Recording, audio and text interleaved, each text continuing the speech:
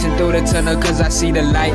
And I'm about to give it everything I got in spite of all of my fears and all of my tears. I'm about to switch it up and start to change the gears. Definitely go all out. Ain't no time for me to postpone this, ain't not now. It's a downhill trip with no brakes, bruh. Know what I was doing, so I counted all the stakes, bruh. Dream catcher, I ain't plan on stopping, no hell nah. It's so crazy how from doing this like all the day, bruh. I'm so addicted to it that I can't give it up, bruh. It already got me hooked, no way of letting go now. Just so you know, bruh, I'ma chase it. Been running so long that I got shoes with no laces. Wishing of having a bunch of watches with a whole lot of different gold faces. Success coming soon and I can already taste it. Dream catcher, oh, it's bigger than you could ever imagine. So big that I'm wanting a mansion. Hope you're lucky enough that you could have one. It's a dream catcher, oh, it's bigger than you could ever imagine. So big that I'm wanting a mansion.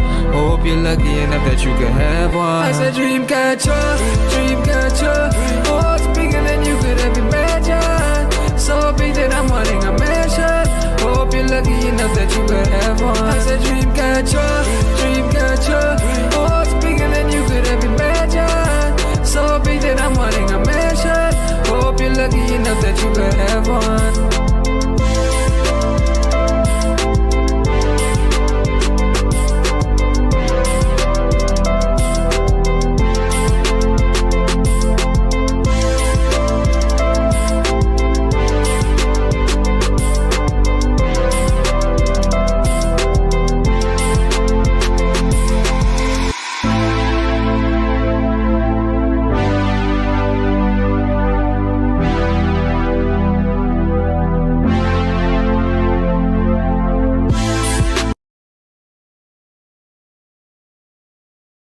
I'm a Raider, Oakland Raider,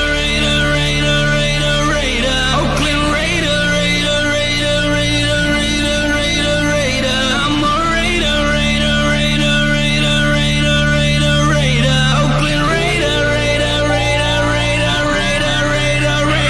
I'm a Raider, like old school John Madden, Rich Gannon, and Marcus Allen.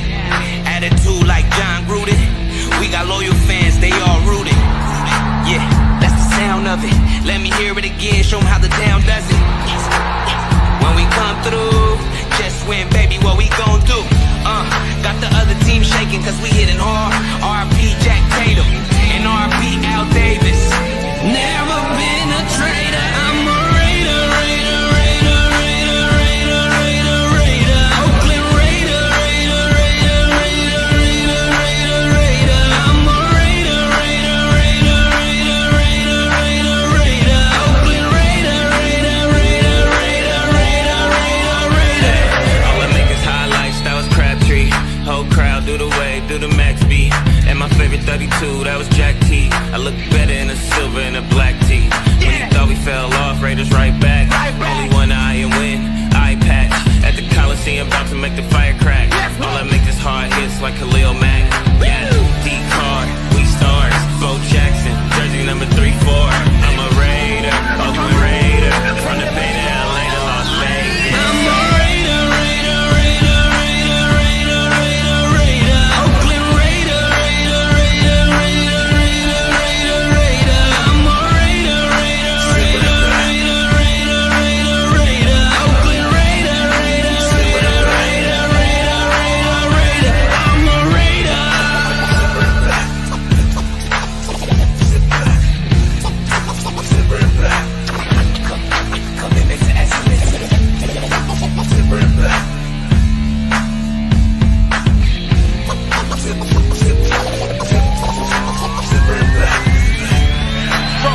Intercepted in the end zone by Charles Woodson.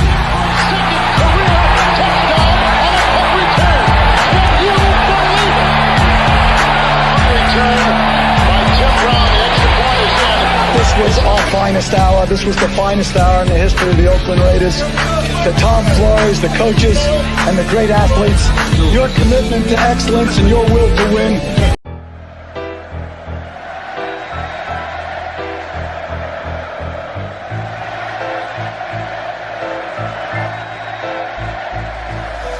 Uh-oh, it's picked off. Oh no! Unbelievable! Oh wow! Incredible!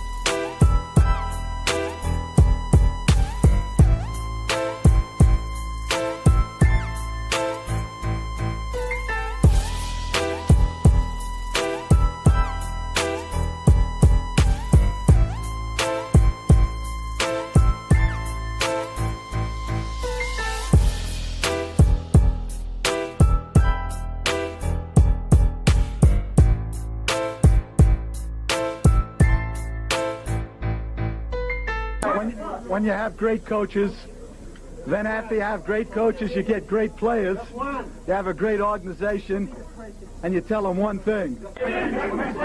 Just win, baby.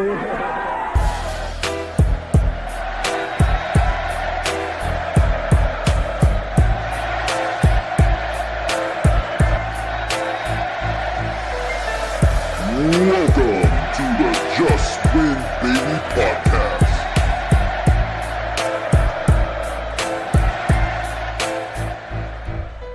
Yo, what is going on, Raider Nation, man? What is going on, YouTube?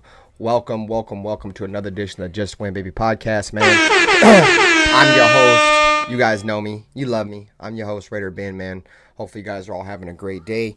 It's Sunday. The weekend is finally over. Obviously, the podcast is usually on a Friday night. Unfortunately, due to my new work schedule, I have to do this on Sunday night. I think this weekend this will probably be the last weekend. I think we're going to be on Sundays. I think next weekend I'll be going back to Fridays.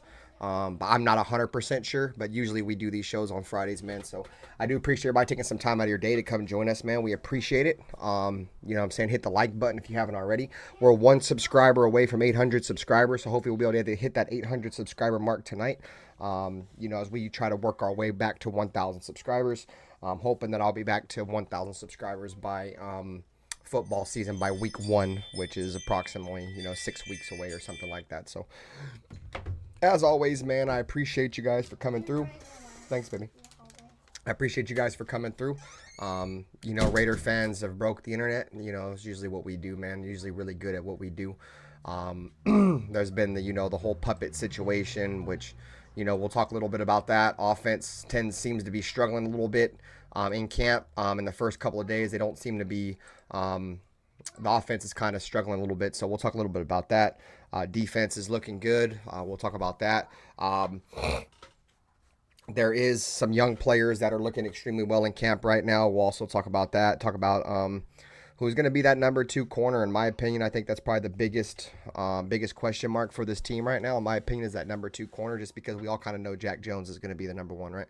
But we don't know who's going to be the number 2. A lot of us, want Jacorian Bennett. Some of us, are kind of, just whoever pans out, right? So we'll see how it goes. Like I said, we got plenty of things to talk about. Football season is amongst us, everyone. And yeah, so next Thursday, we'll have football every single weekend for like the next, 5-6 months. So looking forward to it. Robert Pena, man, salute to you, dude. Hopefully you're doing well. Always a pleasure. My opinion.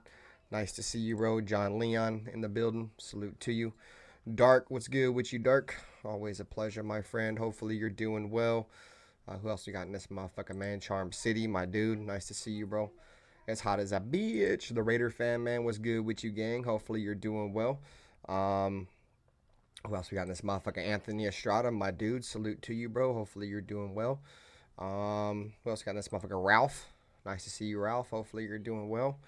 Wild Turkey's in the building. Salute to you, Wild Turkey. Hopefully you're having a good day, my friend. Who else we got in this motherfucker, man? Beantown. Oh, shit. Good shit, Beantown. Hopefully you're doing well, my friend. Cancer-free. That's what's up, dude. Nice to see you, my bro, and congrats, and I'm glad you're doing better, my friend. This day and age, man, was good. So I'm going to have to find my co-host. I don't know where. We're not going to have Pizzle tonight. Pizzle's feeling a little under the weather. So he won't be with us tonight. But Jack Bauer and Nutty Raider Nate are going to have to get a fine for not being here. They just kind of know how that works. If you miss the show, you get fined. You know what I'm saying? If you're late to the show, you get fined. But, hopefully after they get their fine from this show, it won't happen again, right? I mean, motherfuckers don't want to have to give up their money, you know what I mean? And if I start fining them, they're not going to want to be late again. So, yeah, man, I appreciate everybody. Trying to find my remote, but I don't see it anywhere. So fuck it, fuck the remote. About to roll something up. We got some Bud Light, the Chaladas. The Chaladas, gang. Salute to you. It's good with you. It is what it is. Always a pleasure. Hopefully you're doing well. Crack open one of these cold Chaladas. Those beers are so good, dude. I'm not the biggest fan of tomato juice, but them bitches is slapping. I like the piña chaladas. The piña with the pineapple, that shit's fire. But yeah, man, how you guys doing, man? How's your guys' Sunday going, man? I gotta take my ass back to work tomorrow. That sucks. I hate going to work. I hate work, dog. My fat ass needs to go win the lottery or something, dude. Fuck this. Fuck going to work. I'm trying to get it how I live, boy. Fuck you on. Doing well. It is what it is. He said I haven't drank in a minute. Yeah, last year I took a break from drinking. I quit drinking cold turkey for like fucking 3 months. Quit everything. Quit smoking. Quit drinking. All that shit. But yeah, man, I got some of this Sunday driver right here. Yeah, my opinion, that's why yo ass ain't never gonna win, bitch. Because you keep fucking making fun of me for drinking 3% beers, you son of a bitch. Keep wasting all your fucking money and never winning shit. Fucking scumbag. I'm just kidding. I always be like, man, I should go buy a lottery ticket, dog. I'd never win, bro. I feel like that shit's a waste of time. Yeah, the mango micheladas or the piña slapping too, gang. But yeah, the Modelo ones are usually the best ones. My girl got a 12-pack of these like last week, and I fucking got one, bro, and that shit tasted so good. That shit was going down like water. Had to open up the window, man. It's hot as shit. You guys probably see my kids and shit out there playing around, my dog and shit. It's hella hot, bro. I fucking to let this fucking house fucking air out. It's starting to get fucking starting to get cool outside right now, so it's like 75 or something. So I'll try to let this shit air out. Got the fans and shit on. Fucking, I guess I left Black Saturday live last night on Rumble. So Gord Peterson was like, what's going on with your Black Saturday Rumble? And I'm like, what do you mean?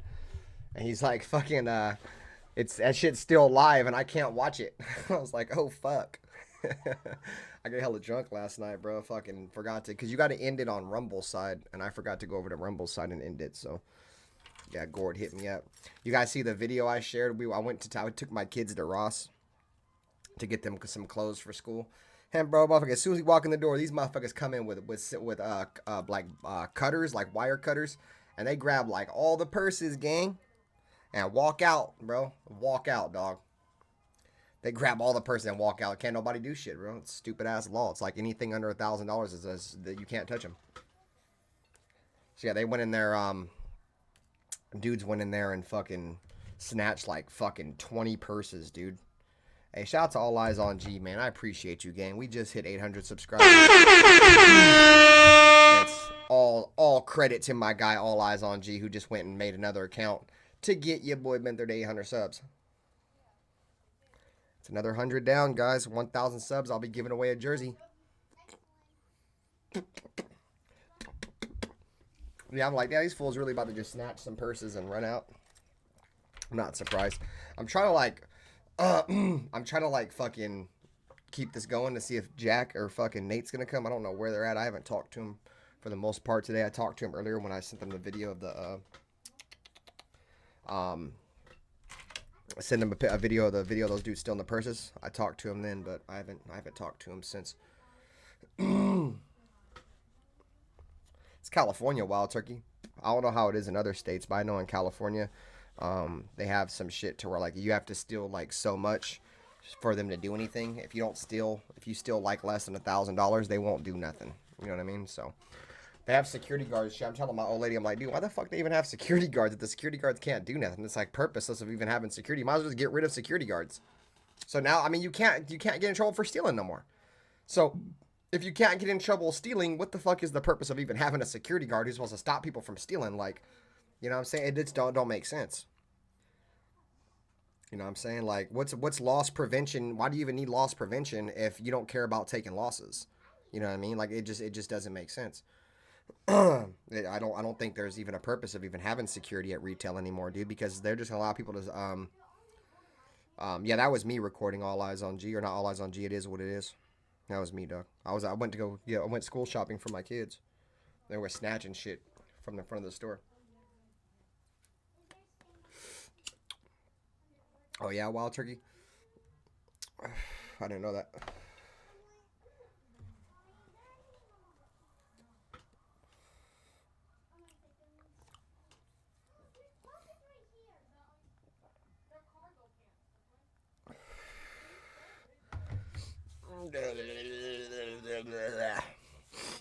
So, like I said, I was trying to prolong it, try to see if these guys are going to come, but I don't think they're going to be here for a little bit. So let's talk about it, man.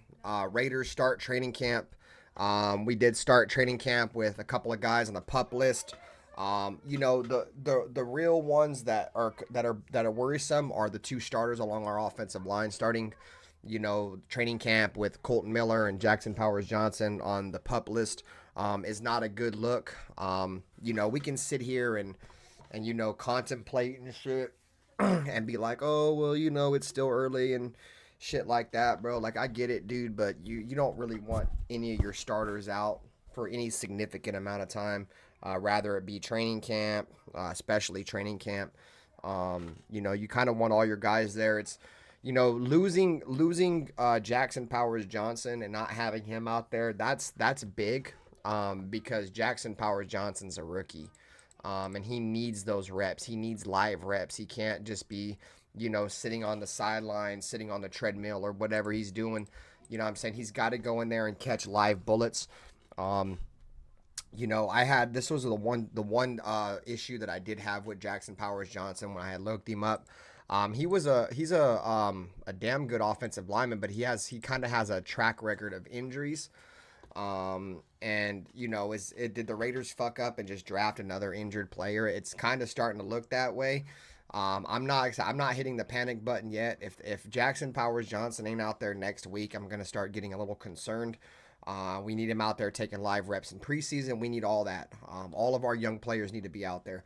You know, losing a veteran like Colton, I'm not too concerned about Colton being out. Obviously, you know, you want all your guys in there. You know, the offensive line, it's a brotherhood. It's a, you know, there needs to be some camaraderie there, right? And, you know, you want all your offensive linemen out there. You don't want to be playing musical chairs of the offensive line. But at the same time, though, you know, he's a veteran player. So it's not like he needs to be in there right now. What did Allen Iverson said? Practice. You know what I'm saying? But at the end of the day, it's not a good look for me in terms of for Jackson Powers Johnson. Just because, like I said, I just don't think we can afford to be missing out on any of our young players, especially a young starter. He's going to be a starter for us. So the fact that he's going to be our starting offensive lineman, we can't be missing those guys, dude. And he's a young player. Like, you really cannot be missing out on those guys, dude. Those guys have got to get out there. They have to get a live reps, dude. They got to have bullets flying at them. They're never going to get better, dude. That's the only way you get better, bro, is by going to camp, going to practice. Like, if they're not out there, dude, and they're not used to having live bullets flying at them, dude, they're gonna stumble coming out of the gate. Say if Jackson Powers Johnson don't partake in any of this shit and we throw him out there week 1, dude, he's gonna struggle a little bit, dude. I got some Sunday driver, my opinion. Exactly, all eyes on G. Miller gets a vet pass. You know, I don't want to give him a pass, but I know he is injured. And if he's still fucking dealing with that injury, dude, I mean, let him rest, bro. You know what I mean? Like, I know what we have in Colton Miller. We all know what we have in Colton Miller. When he's out there and he's playing, he's one of the best offensive tackles in the NFL. So there's no reason, you feel me, for me to want to go out there and start hitting the panic button on him just yet. But the Jackson Powers Johnson stuff is really concerning. I hope, you know, he can get out there. From what I'm hearing, or from what I read on Twitter, is that they are voluntarily holding him out. That he can pretty much practice if he wanted to, but they're holding him out. Jackson Powers Johnson is hurt. Which if that's true and he's not hurt, he should be out there playing. He shouldn't be held, dude. He's a young fucking player, dude. Why are you holding a young player out of practice? It just don't make sense, especially camp. Like, you want your guys out there in camp, dude. You're not holding dudes out of camp. What the fuck? That just don't even make sense. You know what I'm saying? So, look, see, there's Levi. Yeah, I think he's talking about Jackson Powers Johnson. He said he was forced to withdraw from the Senior Bowl because of a hamstring injury after a second day of practice. He had hip and groin injuries last season and has reportedly dealt with concussions. Yeah, see? So I'm not a fan of drafting injured players, dude. You know what I mean? And this is you know, kind of what happens with the Raiders. You know what I'm saying? And why we've been shit for so long is we draft players like this. Dudes who don't get no snaps, dudes who are injured, dudes who are projects, you know, the what if players. Well, if, what up, 2 cents? If, you know, he's healthy, if he develops, if. Nah, bro. You know what I'm saying? So he's got to get out on the field. From what I heard is that, you know, it's just they're holding him out, which, you know, if that's what they're doing and he's not injured, then cool. But I still don't like my young players missing games or missing practice. Those guys have to get out there. They got to have live reps to become good in the NFL. You don't become good by not practicing. You know what I'm saying? Like, you don't just go out there and just don't practice and just be good in the National Football League. Some of the best players in the NFL, they're practice warriors. You know what I'm saying? 2 cents said Jackson Powers Johnson missed 1 game in the last 2 seasons. Okay, well, maybe he just deals with fucking injuries in the off season, bro. You know what I'm saying? And come football season, he's good. But I don't know, bro. I'm a huge fan of Jackson Powers Johnson, dude. I like him a lot, bro. I think he's like a young Richie Incognito type player. You know what I'm saying? Just real gritty. You know what I'm saying? Punch you in your mouth. He plays till the whistle. You know what I'm saying? Like, once he defeats his block, he don't just give up. He goes out there and continues to play through the whistle. And those are the kind of players you like, bro. You know, especially offensive linemen. You know what I mean? You definitely want your offensive linemen playing through the whistle. Because once they get done blocking their man, they got to go find more. Go find some more blocks. You know what I'm saying? And Jackson Powers Johnson is one of those. There's a lot of linemen in the NFL that aren't like that, dude. You know, they'll win their block, like, and they'll, like, say an offensive tackle, right? Like, some offensive tackles, dude, like, once they hold the pass rusher, you know what I'm saying? Like, they don't give a fuck about nothing else. They're not trying to shed off and go hit, you know, the fucking defensive tackle or, you know, go help the guard. They usually just do their job and they're done. But Jackson Powers Johnson isn't one of those guys. You know what I mean? He's always hitting shit, so. We the people in the building. Jackson Powers Johnson is going to be a straight dog, man. I hope you're right, man. From what I've seen out of him, dude, I love him. Look how sweaty I am, dude. My hair's all sticking to my forehead. I've everything that I've seen from Jackson Powers Johnson, dude, is great, except this. But like I said, if you want to hit the panic button, shit, I wouldn't blame you. You feel me? Like, I'm trying not to hit the panic button just yet. I think you know, I'll give it a week or so. You know, we don't even play until next weekend. You know what I'm saying? So if he gets out next week and is able to practice, then maybe that's good for us. You know what I mean? But I don't like starters missing time, dude. You know what I mean? At all. Any kind of time. Especially significant time. Let's see. 2 cents. He has a high ceiling. Yeah, dude, he has that dude Jackson Powers Johnson, bro. He was probably one of the best offensive linemen this entire draft. That's why a lot of people were surprised that he fell to the second round. But you know, maybe it was the injuries. You know what I mean? Maybe that's the reason why he slipped to the second round. You know what I mean? Is he deals with injuries here and there. You know what I'm saying? And if that's the case, I can understand why he fell to the second round. I know Nutty Raider Nate. He fucks with offensive linemen heavy, bro. And he said that he had the Steelers taking him, you know, and the Steelers passed on him and took another offensive guard that wasn't even as good as Jackson Powers Johnson. And Nutty Raider Nate said he was scratching his head. And now this might be the reason why. This might be the reason why they chose to not take Jackson Powers Johnson. But if you look at his track record, dude, in college, Jackson Powers Johnson, dude, the dude allowed like what, 1 sack in 2 seasons, something crazy, bro. It's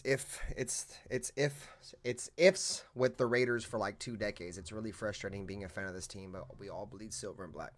Yeah, man, it seems like that's what we always draft. We always draft off if he stays healthy.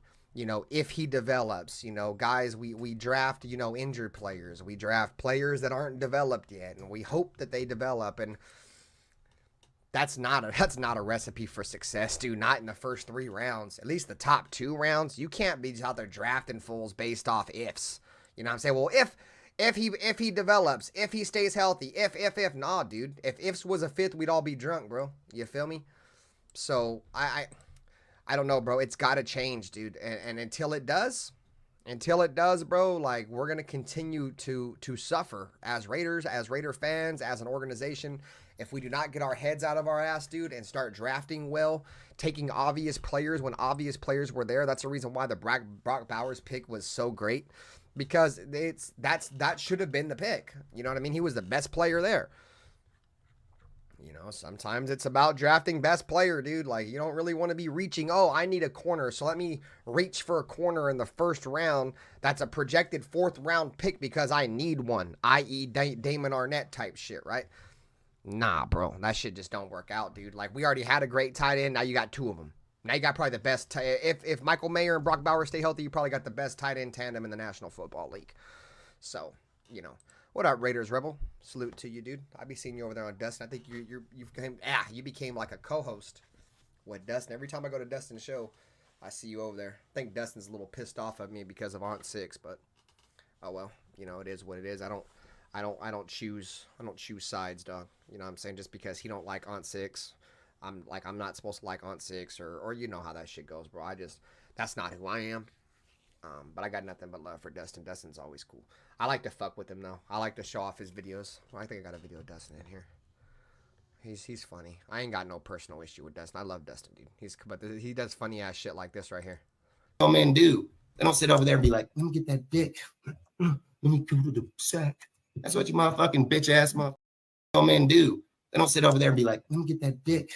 Let me go to the sack. That's what you motherfucking bitch. I love Dustin for shit like that, bro. He never fails to entertain me, dude. I never know what's going to happen over there. So funny. My opinion said no panic. Yeah, I'm not panicking, dog. Am I a little discouraged from the injuries? Fuck yes. Definitely discouraged. Not liking it. Don't like it at all. It seems like it's always something with the Raiders. Can never just go through fucking offseason, get to the season, and not just be a bunch of bullshit, right? We have the Antonio Pierce bankruptcy thing. What else do we fucking have? We have the Kermit the Frog distraction that we'll talk about here in a little bit. Now we got players injured. And it's just like, man, can I get a stress-free offseason? Like, I know I'm going to be biting my fucking fingernails to the nubs come fucking week 1. I can't even get a stress-free fucking offseason. Like, I shouldn't even be worried about the Raiders in the offseason, gang. I should be kicking back and enjoying my offseason as a content creator. You know what I'm saying? But these motherfuckers got me chewing my nails off as a content creator in the offseason. Like, let me live some, goddammit. You know what I'm saying? Like, let me have an offseason. Like, why do I have to deal with all this extracurricular shit in the offseason, bro? I know I'm going to be punching holes, biting fingernails, kicking babies, kicking cats, kicking dogs come football season, bro. Like, why are you making me punch kids now? Like, we wait till the regular season comes before you make me knock out my neighbor's kid? Because he's too big and I don't want to fight him, but I'll knock out his kid. Like, I let me wait. Let me enjoy myself, goddammit. Like, I just want to have some beers. I want to talk some shit. And then I want to get to Raiders football. But goddamn, dude. Ray Love, what's good with you, gang? Salute to you. Jackson Powers Johnson would kind of be a backup first year anyways. Nah, he's projected to be our starting left guard, bro. They put Dylan Parham on the right guard just so they can play him right now. You know what I'm saying? They're making Dylan Parham switch positions. Well, not technically switch positions, but switching sides, because he still plays offensive guard. It's just he's going from the left guard to the right guard. You know what I'm saying? So if Telesco's timeliness is accurate, Jackson Powers Johnson will be back in time for Pat's Con. And that's what I'm leaning on. 2 cents. If we get to the point, gang, to where we got pads on, which is that's when, in my opinion, that's when training camp starts. All this shit right now, no contact. This shit's all like walkthroughs, bro. You feel me? Like, once we get to the point to where motherfuckers get pads on, then I'll be concerned. You know what I'm saying, about Jackson Powers Johnson, because right now, live bullets are flying. You know what I'm saying? They're having 11-11s and shit, but there's not too much contact in these practices that are right now. So. Levi said lack of experience is why he was a second rounder. Well, I think he was like one of the best centers in college, bro. I don't know if it's lack of experience, because I know he was the center for where'd he come from, Cal or something like that. But he was the starting center, UCLA or some shit, I forget. But he was their starting center for at least the last 2 seasons, and he didn't give up damn near no sacks. So I don't know if it's an experience thing. Who would you have taken in the second round besides Jackson Powers Johnson? I don't know. I don't watch college football. So I couldn't tell you. I'd have to go back and look at the draft and see who was drafted around him. Yeah, I'd have to go back and take a look at it. And him and Miller will have the tightest left side in the AFC. Pause. Tightest left side. No, I guess there's no pause in that, right? So, yeah, man, I gotta see. I definitely think with Colton Miller and Jackson Powers Johnson, we're gonna have definitely a physical. I think our offensive line is gonna be one of the best offensive lines in the NFL. You know, I think if Thayer Munford is who we think Thayer Munford's gonna be, we'll have probably one of the best offensive lines in the NFL. You know, you got Colton Miller, who's, you know, like I said, one of the most underrated tackles in the National Football League. You have Jackson Powers Johnson, who is, you know, was projected to be a first-round pick, you know, nasty player at left guard. I don't really like Andre James. I'm keeping it all the way at Beanther there, which y'all know I don't really like Andre James, but, you know, I'll take one weak link in our offensive line, right? And then you'll have Dylan Parham, who, you know, was an all-rookie his rookie year at left guard. Now he'll be moving to right guard. And then you'll have Thayer Munford. Like I said, if Thayer Munford pans out and is who we think he's going to be, I think the Raiders will have one of the best offensive lines in football. That's just my opinion. 2 cents, 100 Ben, fuck ifs, just produce. Exactly, dog. Like, when it comes to the top picks, bro, when you got top picks in the draft, you need to be, what I would do, I would be drafting people off production. You know, I'm not drafting you because you're 6'5" and you can run 4.3. You know what I'm saying? I'm not drafting you because fucking, you know, you can fucking lift 350 pounds 100 times. You know, what did you do? You know, and what did you do in college? And then if they're like one of these shit schools, you know what I'm saying? Like, say they went to like Evergreen State or something. Like, I want to see what you did when you played up against real competition. Like, did your team play up against the SEC? If they did, how did you play in that game? Type shit, right? Like, I'm not drafting dudes. Dude, I just don't see how a lot of general managers even have jobs. Like, I feel like as a fan, I could draft better than some of these dudes, bro. You know what I'm saying? Shout out to the 20. Much love. Hit the like button. Subscribe. Definitely run up them likes, man. It helps the channel grow. I just sent the link, Nutty Raider Nate. When did he say that? 20 minutes ago? The link's right there, Nate. What do you mean, link?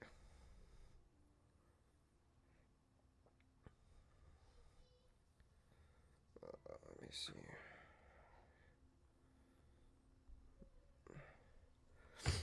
All right. Yeah, I'm drafting off production, dude. We've had some good drafts the last 2 or 3. The culture has changed. The team has changed. The coach and staff has changed. It's a new era and culture. Stand up, Raider Nation. See, 2 or 3 drafts. Yeah, our drafts have been getting better. You know what I'm saying? But I don't know. Like, I'm not going to go out as far as saying, like, our culture has changed and that it's a new era. I'm not going to go out and say that yet. You know, you guys that have been following me know that I'm not just riding with Antonio Pierce because I like him or anything. The only reason why I'm riding with Antonio Pierce is because he's the coach.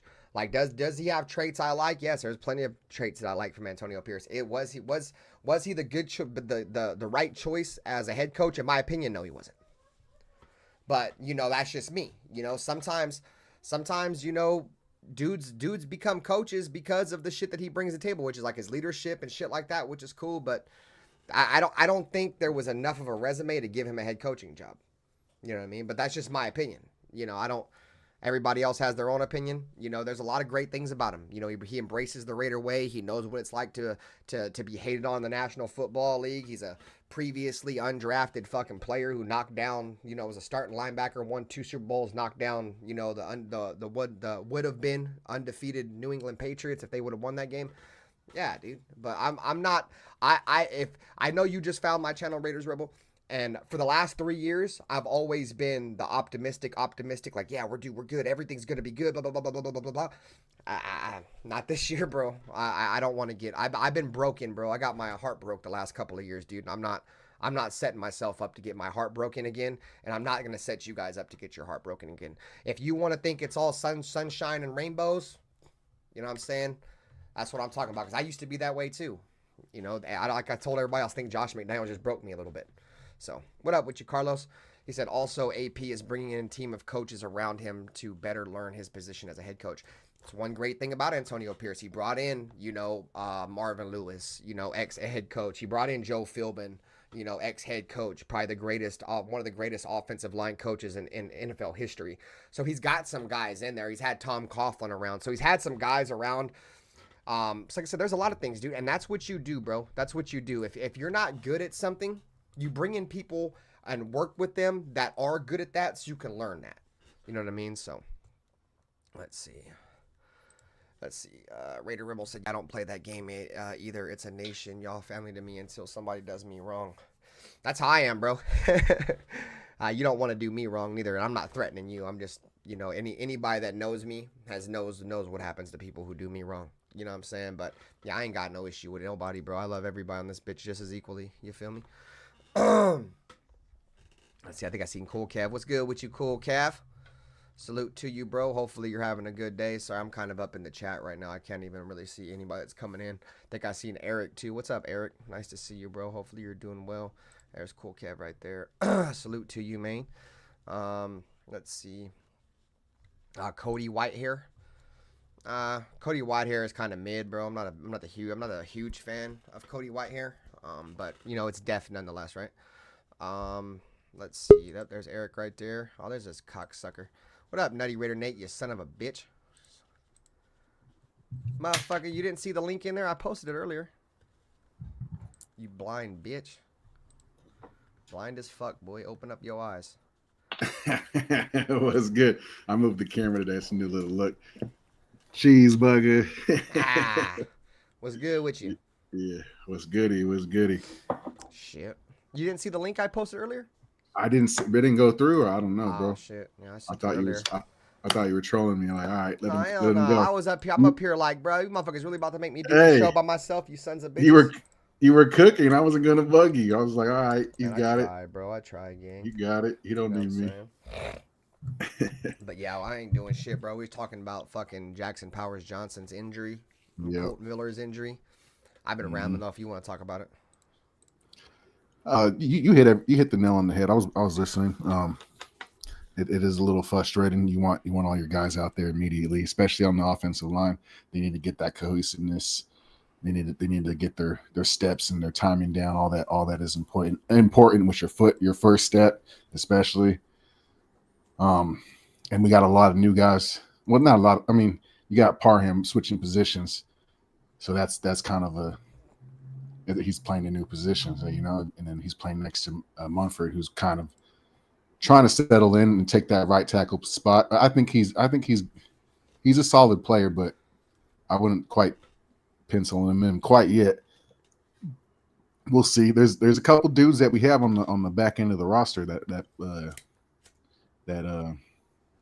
could push for some playing time over there. I'm thinking that dude McKenzie, Reggie McKenzie's son, one of his sons. Oh, yep. He plays. He actually started this season OTAs as one of the starting tackles, which I thought was pretty neat. It doesn't really mean anything, but you know what I mean. He worked enough and showed that he can hold his own. And then you got Andrew Tucker from or not Andrew Tucker, Coker from TCU. Okay. He's we dropped a bag on him to get him in the building. What up, Willie Wayne? So he's a high priced undrafted free agent that we paid top dollar for. I think he got the max. Oh yeah, that's the dude that we gave all that money to, huh? He got the bag. We gave him the most money out of any undrafted player or something like that. Yeah, he got the bag. And then the report on him is he's not ready. He's not strong enough. But the tape I seen on him, bro, he's aggressive. I like the way he plays. He's aggressive with his hands. He has violent hands. He has good footwork. I think he's the truth. But he might need a little time to get that NFL strength up. But I like the way he plays a lot better than Glaze. I think Glaze is a catcher. I'm not a big fan of it. Yeah, I know you was saying that shit before. He has lazy hands. He just he lets the players run into him, and that's not going to work. And with these pass rushers we go against in the AFC West. But I did see some good work from Glaze. I seen him running around. He looks a little like he's been working out. So pause, you know what I mean? But he's doing his thing out there running around. He looks like he wants to be here. So that's a good sign for me.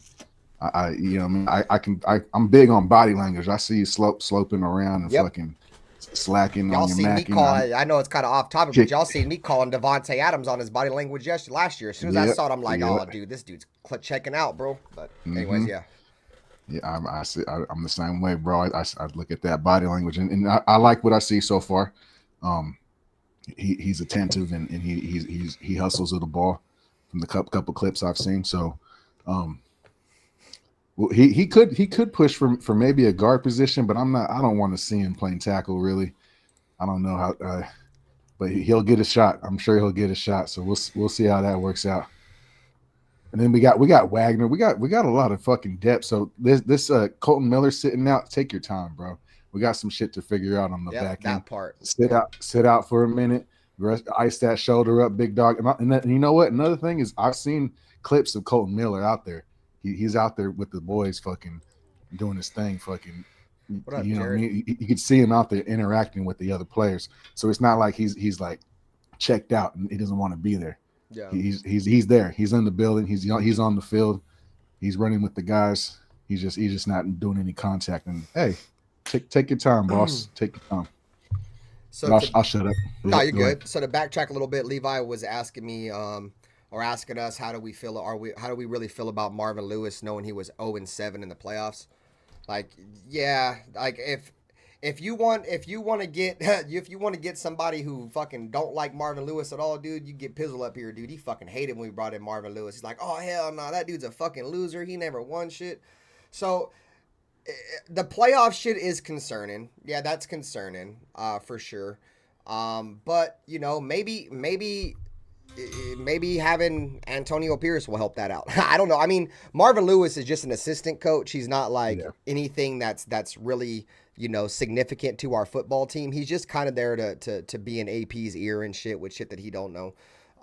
So that's why I'm not too concerned about Marvin Lewis. But like I said, you know, so Raiders Rebel said a couple comments ago, which is spot on. I said before, like, a lot of people in the world don't like to admit what they're not good at. You know, they don't want to admit their flaws. Everybody thinks they're perfect, right? It's hard to find people who admit that, you know, I'm not good at this. You feel me? Like, let's bring in somebody that is. Like me personally, I'm one of them people. Like, I know I'm not great at everything. You know what I'm saying? Like, I'm not great at holding down my own show. And that's the reason why God fucking brought you 3 cocksuckers on with me. You know what I'm saying? Because I'm not good at holding. That's my flaw. You know what I'm saying? I'm just trolling. But yeah, man, that's great. And like I said, man, I just think that, you know, Marvin Lewis isn't going to be that big of a role, so I'm not really too worried about it. I think having can't get worse than Josh McDaniels. Sorry. Exactly. Exactly. But we also got Tom Coughlin in the shadow somewhere too. Yeah. So I think that's something you gotta account for. Marvin Lewis, it doesn't bug me. He had his guys playing pretty good. He made some good decisions. He couldn't get over the hump, but a lot of guys can't. You know what I mean? So if they work as a team and you know what I mean, if they can use what he learned from his fuck ups, I think that it could help us out. I don't know. Maybe Antonio Pierce can make up for his flaws. I don't know. I mean, that's why Tom Coughlin's kind of there to try to even it out with, like, you know what I mean? There's a third party to try to break the ties. And like King Von said, I ain't got no flaws, so don't you bring your hoe around me. That part. Yeah. No, I'm not too. I like Marvin Lewis. He did good as a defensive coordinator with the Ravens, right? They won a Super Bowl. That defense was fucking legit. Yep. That was one of the top. Yeah, he was a defensive coordinator, a Super Bowl winning defense, one of the best defenses to ever play. Best ever in the history. Yeah, that defense. So there is one thing that I do like about Marvin Lewis. Now that we're talking about it, he is a kind of guy that his players play hard for him, dude. Like in Cincinnati, he never really had an issue with his players not playing hard. And the issue with Cincinnati, bro, had a lot more to do with fucking not having a quarterback, dude. Like, they had Carson Palmer, but Carson Palmer was really never that good. You know what I'm saying? Then they had the Red Rocket Andy Dalton, who was really never that good. You know, but Marvin Lewis, every fucking team, I'm pretty sure every single year for the Bengals, dude, they had a top defense, bro. Like, they always had a top 10 defense, top 10, dude. They was lighting fools up, bro. Like, they played hard. And I think that's what Antonio Pierce sees with Marvin Lewis as well. I mean, plus they coached together at Arizona State. So the fact that they're linking up again, it's not surprising to me. You know what I mean? Yeah. So why not? So we'll move on. Why not? We'll move on to the next topic that I got. So we talked about the injuries. Brock Bowers looking like Brock Bowers that everybody thought he would be so far in camp. Looks extremely explosive, making all kinds of crazy catches, and he's pretty much been unguardable so far in training camp. Me personally, I'm not surprised. If you guys seen my draft reaction when we drafted Brock Bowers, you guys would know I'm a Georgia fan. I love Brock Bowers. And I knew this is what he brings to the table. You know what I'm saying? He's a fucking workhorse, dude. He's a practice junkie, dude. Like, that dude is a practice warrior, dude. He goes out there goes out there and practices just like as if it was a game. You know what I'm saying? So, probably, you know, probably the best ever scouted tight end to ever come out of college football. There's never been somebody scouted as high as he is. Like, I don't know, dude. He's got a very rare skill set for his position. I talked about this before. Brock Bowers is a positionless football player. A lot of teams, you know, or some teams, they have a couple positionless football players. You know, like the 49ers kind of have one with Debo, but I still don't think he's really a number one wide receiver. I think he's more of a slot, but we ain't talking about that. But there's teams who have positionless football players. And when you have players that can do as many fucking things as Brock Bowers can do, dude, it makes your fucking team way better, bro. Like, Brock Bowers is a tight end. He played the 75% of his snaps at Georgia in the slot. He's a tight end. He played, I think, he played several, I don't know the percentage, but, dude, they had him lining up at running back a shit ton at Georgia, dude. They ran into rounds to him. The dude's just a football player. I think he's probably going to be the next great Raider, dude. I think when you talk about his production in college, obviously we can only go off of that. But what we're hearing so far, I'm a Georgia fan, so I've seen him play. I think he's going to be one of the greatest players the Raiders ever drafted. I think he's going to be so good, dude. So what's your thoughts on Brock Bowers lighting up in camp?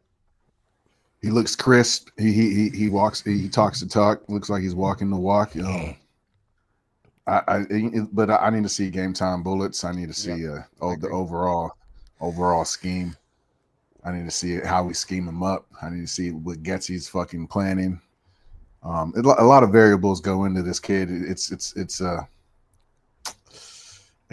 just so many bad years of drafting as well. I got PTSD. Like, I'm so nervous, bro. Like, I hope he is all the hype that everyone says he is. He looks like he came from some good parents. Like, came from a good background. He looks like he's a hard worker. No bullshit. Just fucking get to work. And I like that. I like that kind of mindset. Those are usually your best players. Yep. So it's all good. It's all gravy with me for now. But we'll come back around week 5 and ask me. No, I agree. I definitely believe live bullets and actual game time is when we're gonna have to really see it. But like fucking my opinion said, I agree with that. I believe Brock Bowers is so good that not even we can fuck this pickup, dude. Like, that's just my opinion. I'm a fanboy. You know what I'm saying? I like Georgia. I like Brock Bowers. You know what I'm saying? So I'm going to fanboy him, dude. This is the most excited for a player that we've drafted from me for a very long time. Like, very long time. The last player that I think I got excited that we drafted, fuck, dude, I couldn't even fucking tell you, bro. Because when we drafted Khalil Mack, I wanted Sammy Watkins. And obviously, if we could redo it, Khalil Mack's the better player, but that's who I wanted because we didn't have no receivers. So I wanted Sammy Watkins. You feel me? So, we got the Jack. It's the Jack. My boys, what's up? Shit, my bad, I know I'm a little late and shit. I was listening to y'all on my way back. Oh, it's all good. It's all good. Nutty Raider Nate was late too because he don't know how to fucking read. Couldn't see the fucking link in the chat. So I started to ask you for the link again. Pause. You can have my link. You can have my link anytime, Jack. You ain't even got to ask for it, dog. I'll take care of you, gang. No diddy. You got a VCR with no play button. What's good with you, though, gang? Oh, nothing, man. Just back from dinner and shit, man. Hell yeah. I heard y'all talking about Brock Bowers, man. That's the last thing I heard. What was we talking about Brock about? Oh, the reports of Brock Bowers in camp right now just lighting it up. Looks really good. Looks like he looks every bit of where we drafted him at. There's been some national media that's been out there, and they actually said that he looks like he might be better than what some people actually thought he was, and he was a great player coming out already. So just what Brock Bowers, just looking good so far. Not like, because usually when we draft first round picks, are like, oh, this guy's struggling or he's missing practice, and it's gonna take us some time to come together. Right? Yeah. Right. It's gonna take us some time to come together. The only player that I remember hearing that was doing really good in practice was Henry Ruggs. If I'm not mistaken, Ruggs was doing good in practice. He was all as advertised, right? Yeah. And I think you're right on that one. But not to go back to Ruggs, but I'm gonna talk about Bowers. But just to go back to Ruggs for a second, man, I was excited when we drafted Ruggs, bro. I was mad as fuck, dude. Bro, if you want to know how, bro, I was so mad that I don't even have my reaction video on YouTube anymore, but my coworker has it, dude. He said that's his favorite video of all time is watching me scream when we drafted Henry Ruggs, dude. Like, I screamed when we drafted him. I wanted CeeDee Lamb so fucking bad, dude. That's who I wanted. And, I was kind of right with the pick. Unfortunate shit happened with Ruggs. People call me crazy, dude. Except maybe Raider fans. But everybody else, I'd say this too, bro. They're like, oh, you're smoking crack. I honestly think Henry Ruggs, if he was still in the NFL right now, he would have been the best receiver out of that draft class. And that includes Justin Jefferson. So I think he had generational speed. I think John Gruden knew how to use him, and him and Derek Carr had a connection. You know what I'm saying? 'Cause I think if he was still here, Derek Carr would still be here. I think John Gruden would be here. And I still think Devante would have still been here too. Yeah, I honestly think we would have had a chance to compete in the AFC, dude, with Ruggs, dude. The way he could, dude, he was outrunning triple coverages, bro. Hey, guy, I truly feel we were on our way to a Super Bowl with that regime, dude. Me too. I don't care what nobody said. Y'all know me. Gruden. You guys know. I will always tell the truth about this team. Yep, I would never blow no fucking smoke. I would never blow no smoke. And when we had that Gruden regime, I really felt we could have got to the Super Bowl, because if you look at Gruden, every year he got better. Yep. Every year he got better, bro. We were on the precipice of doing something special, dude. Definitely. It's fucked up how that situation panned out, dude. Like I said this before, if Gruden, in my opinion, if Gruden doesn't resign and he was still the head coach, the Henry Ruggs shit don't happen. Not at all. Because Gruden has his players in a wrap, dude. He has them, by the balls. You know what I'm saying? No diddy. You know what I'm saying? Bisaccia, that's another thing I didn't like about Bisaccia. Like, dude, you just got your players just kind of doing whatever the fuck they want. Like, I get nobody could have stopped that. Well, actually, they could have. Somebody could have took his keys. You know what I'm saying? But obviously, that was destined to fucking happen. But I think it was because how lenient Bisaccia was. And I'm not putting that lady's death on Bisaccia by any stretch, so I don't want nobody to say that. But I'm just saying the way that he kind of let the players be kind of loose, I think kind of a credit to that. Because I don't think Henry Ruggs would be that drunk if he had John Gruden. He'd have probably been drunk, not that drunk, not 3 times the legal limit type drunk, bro. Like, shit just don't happen. But anyway. And he would have had in the back of his mind, like that feeling that you have when you got that stern parent. That's part. I was thinking the same thing, bro. He knew Bisaccia was going to be like, oh, just sweep it under the rug type shit. Bro, he had 4 hours till practice when he killed that girl. Yeah, practice was at like 7 in the morning. It was like 2:50 something. Yeah, ain't no way in hell if Gruden was a head coach, he'd be out at 2 something in the morning, dog. Yeah, but we'll talk. We'll get to that Raider room. That's one of my topics too. But so anyways, to backpedal a little bit, Jack Bauer, because you weren't here, we talked a little bit about the absence of Jackson Powers Johnson and Colt Miller to start camp. Are you concerned? Are you fucking? I mean, like, not. I mean, obviously, I think everybody's probably a little concerned, but like, are you like panicking? Like, are you fucking super worried, super nervous? What up, Daniel Barry? Salute to you, gang. How we feeling? 2 of our starters down. It depends, man. Because see, I need to kind of really know the extent of the injuries to really feel. Because like they Sorry, could be I'm not putting good at asking questions. That's why I don't ask questions. No. I get it. I'm just bad at answering them. That's all. But when it comes to Miller, man, I don't. I know he's hurt and everything, but I think it's more precautionary with Miller, bro. I think he's the left tackle, man. There's no point in rushing him back to have a setback, and he's one of the more quintessential pieces of the team. You just string him along slowly but surely. I expect him to be ready week 1. Now, right now, training camp, he's not there.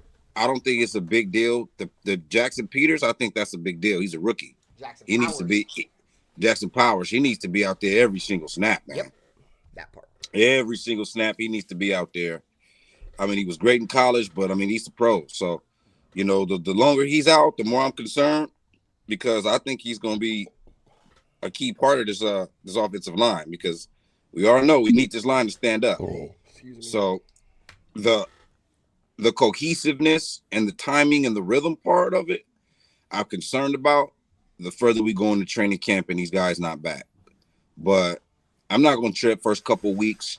But let's say we get past the Hall of Fame game. Let's say we get approaching that week 1 game, preseason, that I'm gonna be a little concerned. I want to see some type of progress, whether he's out on the field, he's suiting up, something. I need some progress, but not overly concerned. I guess if you could put it from a scale of 1 to 10, right now I'll put it at a 4, bro. So one thing I was saying earlier that I heard is that the Raiders are holding Jackson Powers Johnson out too, like a precautionary thing. That's what I've heard. I don't know how true it is, but that's what insiders are saying. You know what I'm saying? That they're just kind of holding him out. But that's good, because I just don't understand why you would hold a young player like him out of practice though if he's healthy. Like he kind of needs to get out there. Like I don't know, but that's just my thought. I feel like everybody should practice. If you can practice, especially a young player, like you should practice, because the best players in the NFL are the hardest fucking workers in practice, bro. Like those fools, like I said earlier, bro, these dudes practice like it's a game. You know what I mean? And you need to be out there, especially when you got workout warriors on your team like Max Crosby and Devante Adams. Like these dudes know how to practice and practice great, bro. And you kind of want that to rub off on you a little bit. So that's concerning for me. At least not Colton Miller isn't concerning. Jack, because he's going to be good, dude. He's one of the best offensive tackles in the NFL.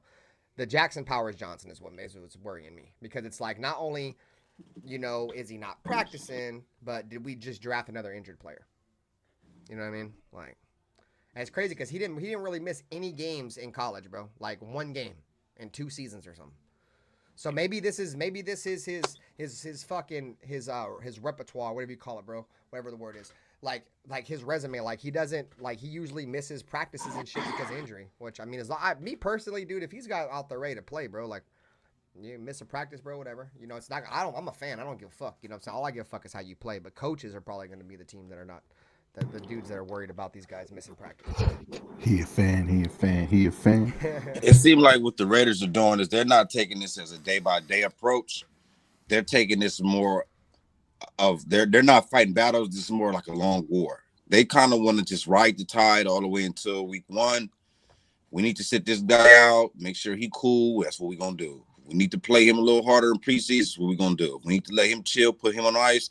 That's what we need to do. We don't need to run these guys every day just to tell the media, hey, you guys are practicing, we're looking good. If we need to sit motherfuckers out, our main concern is week 1, having everybody ready to go. Yep. And so if that's the approach they're taking, I can respect it. And I know day-to-day, us and everybody else, we like, why he ain't out there? If they playing the long game, man, we got to just be a little patient. But sooner or later, I want to see them guys out there. All I know is that week 1 game's a big game, dude. Like, not Dude, it's a division fucking rival, bro. You know what I mean? And not only is it a division rival, but last time we played in fucking SoFi, they fucking kicked our fucking ass. They didn't kick our ass, but they physically whooped our ass. Fucking old buddy Aiden O'Connell got sacked a shit ton of times. You know what I'm saying? He still almost came back at the end. Yeah, that's don't people forget about that. I know. Yep. That's why when motherfuckers be shitting on Aiden, I'm like, dude, he got fucking sacked 6 times by Khalil Mack and still gave the Raiders a chance to win. Like, did he throw a pick? Yeah, he threw a pick. You know what I'm saying? But that was his first ever fucking game, dude. He had so much pressure on him. It was a bad play call by Josh McDaniels. First down and goal, and you have your young quarterback throwing the football on the goal line. Like, just terrible play call. You know what I'm saying? But the Chargers didn't score a single point in that second half. I know. Our defense, dude, we were light. Dude, you guys remember in the first quarter, like the first time they had the ball, Max Crosby strip sacked Justin Herbert, and they called that shit on like a defensive holding or something, bro. We had a strip sack turnover on like the first passing play of the game or something. And they called that bitch back, bro. I was pissed like a motherfucker, dude. I was like, get him, Max, get him, because I have the video of it on my phone. And he got him, bro, from the blind. Like, he didn't even see him coming, dude. It was a straight blind side, just smashed him, dude. And the ball was out, bro. And then I fucking seen the flag, and I was like, oh, yeah, here it goes. Defensive holding, or there was like a defensive holding or an offside, some bullshit-ass fucking penalty, dude. And, of course, bro, that's how that happened. But, yeah, you know, dude, we beat in my opinion, bro, in the second half, dude, we whooped their fucking ass, bro. In the second half of that game, dude, we beat the shit out of them. First half was a little bit of a struggle, dude. The second half, dude, we beat the shit out of them. Like I said, bro, just Josh McDaniels' dumbass play calling, bro. Always, dude. I can't stand fucking Josh McDaniels, bitch ass. So anyways, Raiders Rebel had a question that was regarding Brock Bowers, how we were talking about how Brock Bowers been lighting up in practice. He was wondering, do you think it's because Brock Bowers is just that good, or because our defensive backs are not very good? I'll go first if you don't mind. I personally think it's because he's doing good. Because if you look at the reports, if we believe the reports that he's balling, then we got to believe the reports that the secondary is actually balling too. Yep. And so if you put pieces together, you'll say, hey, he's doing his thing. I mean, shit, we saw him go up over a guy 3 times, right? Yep. In practice. That's the type of shit that we need. And when I'm looking at Brock Bowers, I'm looking at how fast he is coming out of cuts. And I'm like, is this a tight end? So fast. We're so fast. I'm like, is this a tight end coming out of those cuts? And then I tapped into some of the highlights and I see his breakaway speed. And I'm like, if this dude can catch an inside slant, bro, the second I see this dude catch an inside slant and run away from everybody, that's the second I'm gonna sit here and tell you right now that dude's gonna be a Hall of Famer. I'm telling you. Dude, he wasn't just anybody, dog. He was running away from SEC defenses, dog. The best players in the country, just running away from him, dude. He was running away from these guys, bro. I mean, they was looking at numbers, bro. And this dude is a big, husky dude running the fucking way. He's like a Jeremy Shockey type body with speed, bro. What up, Jason? So yeah, I've been watching Georgia, dude. I already know how good he is, dude. He is special, bro. I don't know, man. I mean, personally, dude, man, his freshman year in college, bro, he broke like 2 receiving records in college football as a fucking rookie, dude, in the SEC. Bro. Or as a freshman in the SEC, dude. Bro, this dude's gonna be a great player for the Raiders, bro. I think he's gonna be the best player I've ever seen in this draft, not named Khalil Mack in the first round. Yeah, he might be, bro. He might be, bro. And I honestly didn't know shit about Khalil Mack when we drafted him, dude. I had no idea because I was all in on Sammy Watkins when we drafted Mack. I wasn't mad, but I definitely wanted Sammy, dude. But I remember I was listening to your shit around that time. You've been around long enough to remember that. Yeah, I wanted Sammy Watkins. I did too. I wanted Sammy Watkins out of Clemson. I was typing in. We both wanted Sammy Watkins because we both needed a receiver, and we was going crazy over the Sammy Watkins highlights because this dude was just like, bruh. Different. Like, check it. Anybody that don't know, go look at Sammy Watkins highlights at Clemson. And that's what me and Ben was on when that shit came out. And then when they drafted Khalil Mack, I wasn't upset because what I did was I went back and I looked at the highlights. Yep. And then I just saw them ridiculed him from only having a good game versus Ohio State. That was Only his one only big game. One big team he played, but when he played the one big team, he dominated them, and that's what really put Khalil Mack on the map. Yep. And so we drafted him. He played linebacker in college, but we drafted him and put him on the defensive line. Yeah, he started as a defensive end for us at first, yeah. And so, we ran that multiple defense, and sometimes they would stand him up, and that's when he won All-Pro in 2 different positions in the same year was because of that. Right. And so, Khalil Mack was a really good pick, and people want to say it was a home run. It wasn't no fucking home run. You got to give Reggie McKenzie. Yeah, you got to give Reggie McKenzie some credit for that pick, bro, because Khalil Mack was not a player these teams were foaming at the mouth for, bro. He was from a small school, and they kept knocking him because they didn't know if he could live up to this shit in the NFL. I'm telling you. Yeah, I watched this shit about that. To be honest, I didn't know who the fuck he was. I don't think anybody had Khalil Mack projected us. Almost everybody had Sammy Watkins coming to us. And when it came to Derek Carr, not to go back because I know there's questions about Bowers, we'll get back on it. And when it came to Derek Carr, that wasn't nobody but Mark Davis. Mark Davis wanted Derek Carr. I didn't even know who Derek Carr was when we drafted him neither. Yeah, because there was a quarterback but we already have Matt Schaub, so whatever. Yeah, because it was a quarterback out of San Jose that was similar to Derek Carr. I forget his name. I think it was Fales or something. I forget. They were both similar. And the Raiders had worked him out twice. And it was rumors like the Raiders are going to draft the San Jose quarterback. But all the Raider fans was like, no. We need to draft Derek Carr out of Fresno State. We need to draft him. And then Mark Davis, he went and did it. So that's why, like, a lot of people give Mark a lot of slack, bro. He's done a lot of shit that the Raider Nation, bro, asked him to do, man. You know what I'm saying? Straight up. Brought Woodson back, brought Gruden back. He did a lot of shit motherfuckers was clamoring for, bro. Hey, you ain't never lied. I never even thought about that. He does bend the knee for the Raider fans a lot, dude. So are we the problem? Are we the fucking problem? I'm trying to tell you, because you got to think about the origins of Mark Davis. Just like how people know the origins of Al. What's the origins of Mark? Mark grew up watching this team from the fucking stands. His first origin of this team was a fan of this team. And he'll tell you 100 times he's still a fan of this team. He was all, and I believe it. And people kept giving him slack on a stadium shit. I'm like, bro, this dude doing the best he fucking can, bro. If anybody know anything about politics, and if you don't, it don't matter. Oakland is fucking a shitty town when it comes to their politics. They do not want to be. They're corrupt, and they do not want to be a major town. They do not want to be a major city. They want to be a town. They don't want anything major. They don't want sports teams. They don't want big shit. They want to be a small municipal town, bro. And that's exactly what they're doing. They're watering Oakland down. So all the teams are moving out. Speaking for itself. Yeah, bro, I seen a video on Oakland, bro. They have cars just broken down with no like sitting on bricks in the middle of intersections, dude. And cops aren't even getting rid of them, dog. Like third world country, bro. Dude, it's straight crazy. Third world country, bro. Like it's crazy. Like they have an entire block of stores that all went out of business. The entire block. They all closed. Yeah. There's fucking broken down cars just sitting in the middle of the road, just clogging up intersections, dude. Right. And what a lot of people, I'm like, bro, Oakland was bad when I was there, when I would go see Raider games, but god damn, I ain't never seen it this bad. Yeah. And what a lot of people don't realize is Mark Davis behind the scenes was negotiating tremendously to try to keep us at that Coliseum and try to get something done at that Coliseum. The Oakland Athletics, the Coliseum Authority, the Coliseum Authority bent over backwards more for the Oakland Athletics than they did for the Raiders.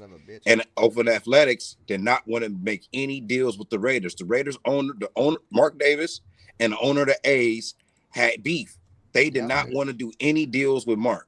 So they sabotaged the Raiders situation in Oakland just to go to Vegas too. Just for them motherfuckers to skate and go to Vegas as well. Yeah, fuck them. I hate the A's even more for that. They talked all that shit for us leaving, talking about all that rooted in Oakland shit. And y'all bitches, not only did y'all leave, but y'all went to the same fucking city that you talk shit about us going to. Like, bro, y'all some hoes for that. I hope you guys have to play on a baseball stadium with no dome and you guys cook in summertime, bro. Oh, don't worry. They cook the piss right out of y'all for following us over there. No air conditioning, none of that shit. Y'all go sit out there and burn the fuck up. Wait till the Dodgers come in town. You thought the Raider games were bad. Wait till the Dodgers come in town. Hey, once upon a time, the A's were supposed to move to San Jose, and the Giants went and blocked it. So the Giants had Hey, rights man, to San fuck the Jose A's. for whatever reason. And so, but that would have got the A's out of the Raiders' hair, and then it would have just been the Raiders stadium. But it really started with the Giants blocking the A's Yeah, from the getting A's to were San supposed to Jose. go to San Jose. They already had a Yeah, stadium plan and it was everything, set dude. up, bro. It was all set up, Yeah. and That would then have been cool because they would have still been in the Bay, like you know what I'm yep, saying, like still in the yep. area. Everybody would have been still here. It's like, yeah, it's Man, shady, fuck the Giants, you corrupt as sons of fuck out bitches. here. It's Sons corrupt of as bitches. fuck out here. So we'll go back to the Brock Bowers shit. The question. I'll answer the question now. I seen Brock Bowers light shit up in college. So for him to be doing it against the NFL players, I'm not surprised. He did it against some of the best players to ever play in college football. And he did it since he was a freshman. Dude played all 4 years of college. You know what I'm saying? And he's been a starter for pretty much all 4 fucking years. You know what I mean? And Jack Bauer kind of hit it on the head too, right? All I've been hearing out of camp is how good our defense looks. Look how good they look. Our defense is getting turnovers. They're picking the ball off. Our offense is struggling. Who's the one person that's not struggling? Brock Bowers. He's out there lighting shit up, bro. So I mean, if we're like Jack Bauer said, if we're gonna feed into the reports that our defense looks really fucking good out there, then we have to believe the motherfucking reports that Brock Bowers is doing that against a defense that looks really good out there. So Right. Amen. that part. How you feel, Nutty Raider Nate?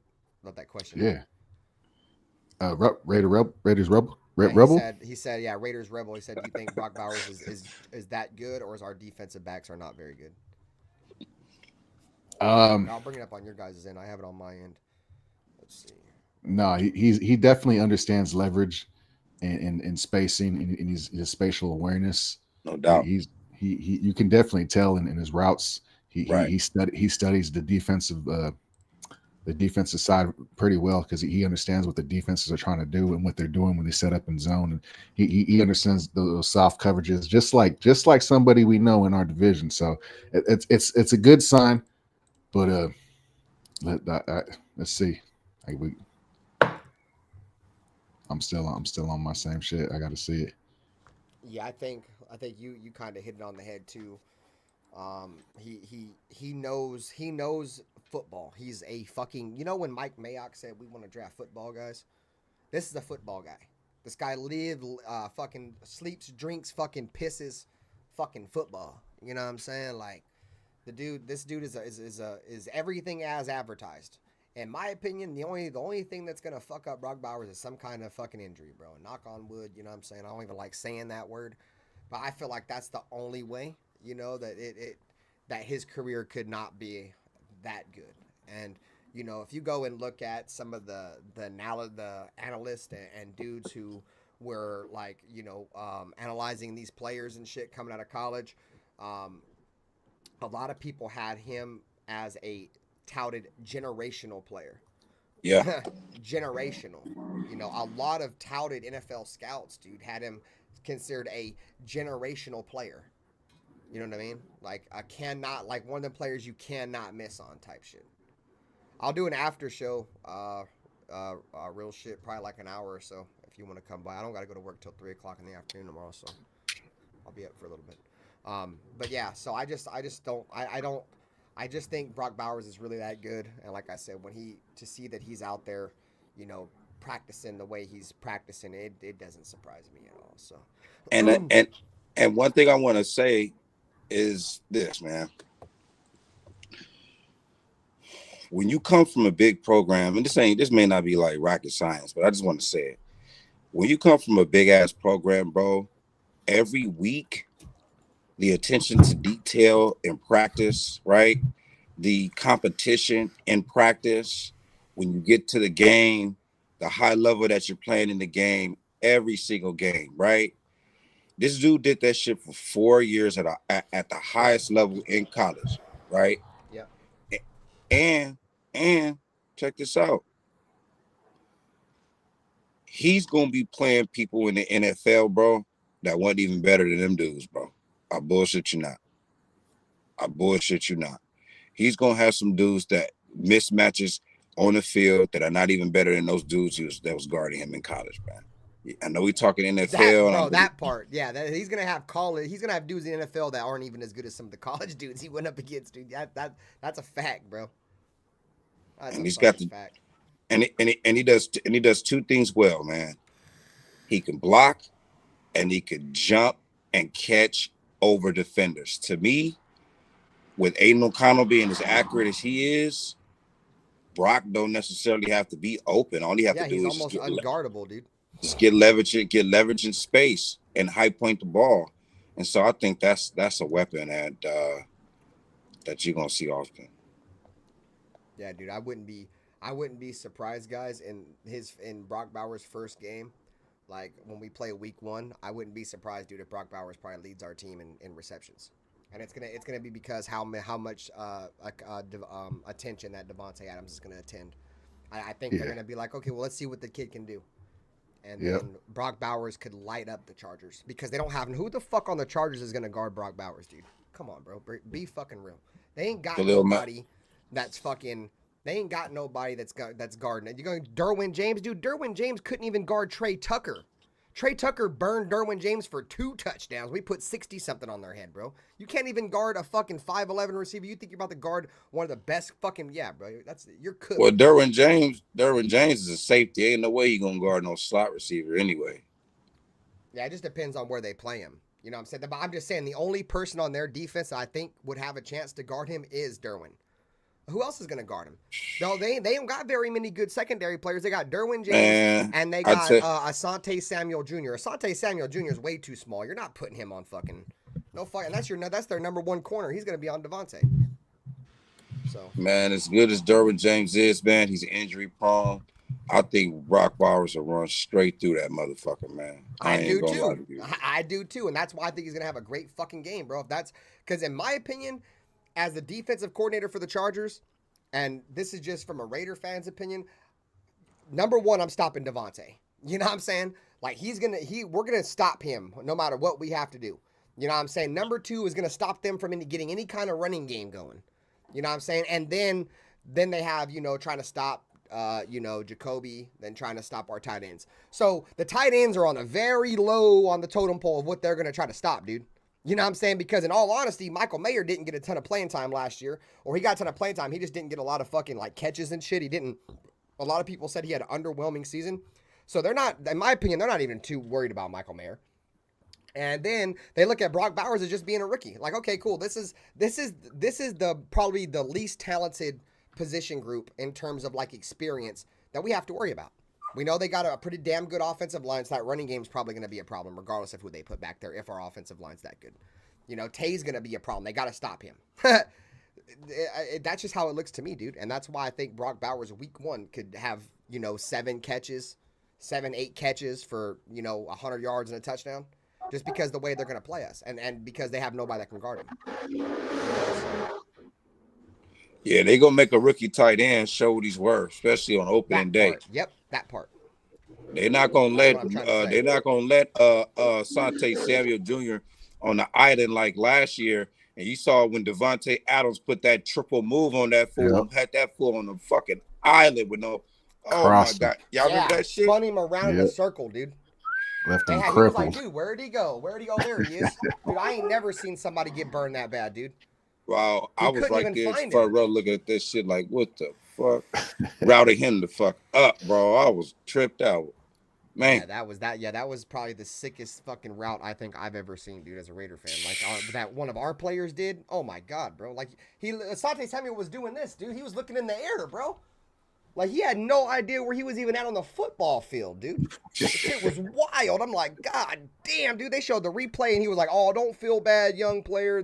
Devante does this to a lot of players. Devante hasn't done that to a lot of players, dude. He had that dude in a whole nother dimension. That boy fell into the twilight zone. He was shrooming, bro. Yeah, bro. He was in the twilight zone. He didn't know why the fuck are you looking up, dude? You're not even, what are you doing? That's how bad he was cooked. It's like he thought Devante Adams was going to try to go up and catch the ball or something. He was still looking for him. He was way the fuck over there, 20 yards down the football field already. Hey, Devante had a good year, even though he was playing with O'Connell and Garoppolo, huh? Yeah, he still had 1,000 yards receiving and 100 catches. Garoppolo was fucking Garoppolo was trying damn to near get him got him killed. killed, dude. Yeah, multiple times. And He I wanted to talked leave. about He wanted to leave the Raiders because of yeah. Garoppolo, dude. He's like, I can't play with him no more, dude. There's no way I can play. He's getting me killed. Like, dude, he took a couple big hits, bro. Not just one. He took a couple of them motherfuckers, just crushed him. That one that he took on the slant route, dude, he caught that bitch and got blasted, bro. And I ain't gonna lie, dude, like, I don't really watch Packers football like that, so I wasn't really like too known about Devante, but I'm sure if Devante had the pedigree of a receiver he was, I'm sure if he ever got hit like that, I would have seen on a highlight reel or something, dude. I ain't never seen Devante Adams get hit like that, bro. Of course he comes to the Raiders and we getting his fucking head knocked off. Well, not the Raiders, but Jimmy Garoppolo's bum ass was getting his head knocked off. Dumbass McDaniels was running jet sweeps with him too. Like, you fucking idiot, bro.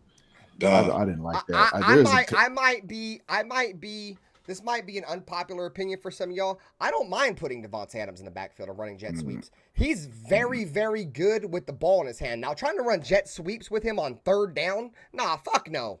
You know what I'm saying? But like on a first down or a second down, you know, you bring him in motion, he lines up as a running back, you throw it to him on a wheel route out of the backfield. Dude, I like that. That helps him get better matchups. I'm not mad at that at all. It was the situational shit though. Third down and medium, you're trying to run the end around to Devante. Like, Devante don't got speed to get around on a third down. I mean, he could do it, yeah, but the chances of it happening, no. Like, that's like a first down type play when you're just trying to catch the defense off. You know what I'm saying?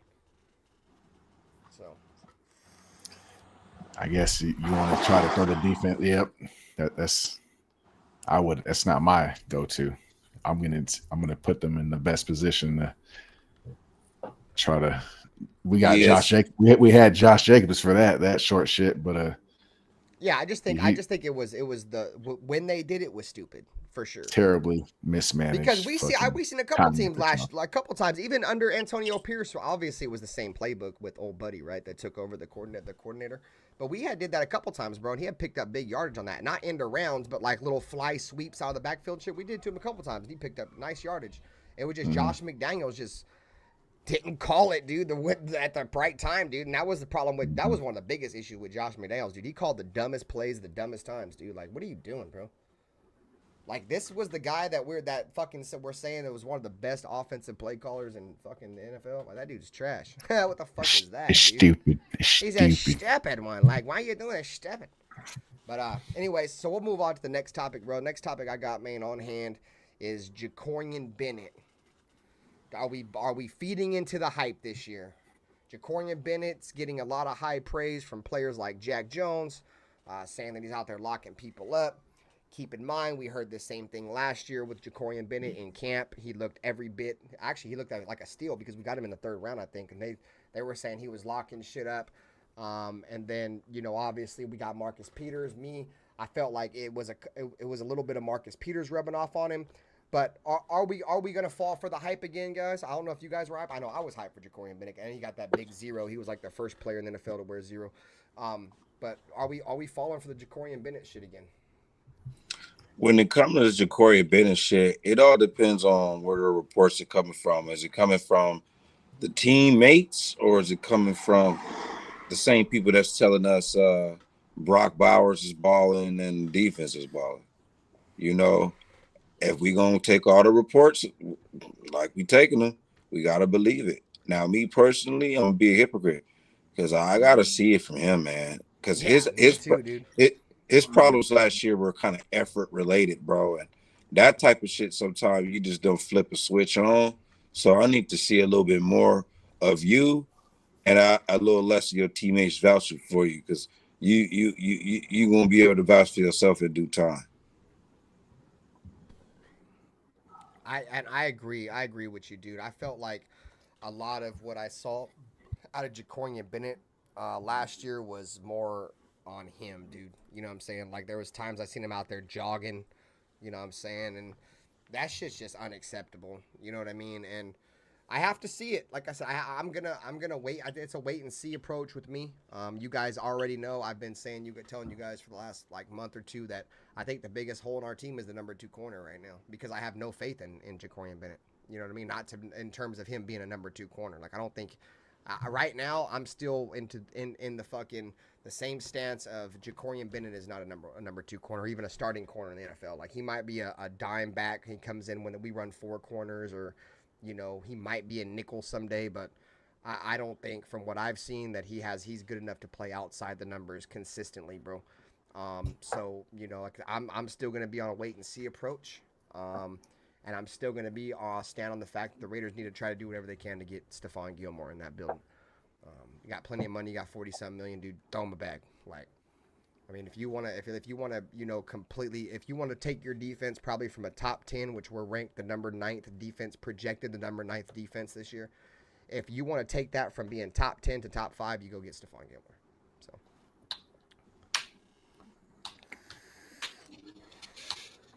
Nate, Jacorian Bennett. I think it's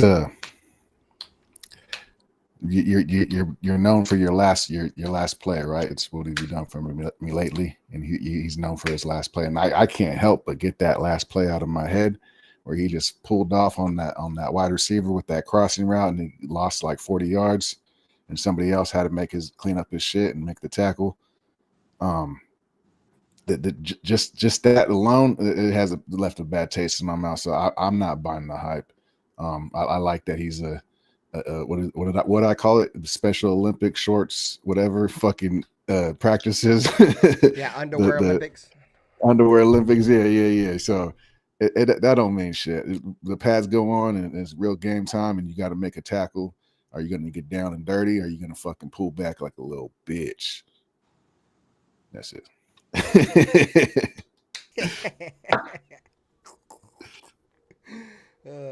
Yeah, I don't know, man. I didn't see much effort from him last year, dude. I think that was a lot of the reason why he ended up, getting benched. I just think it was a pure lack of effort, and I think we've all worked with, people that have like kind of half-assed their job.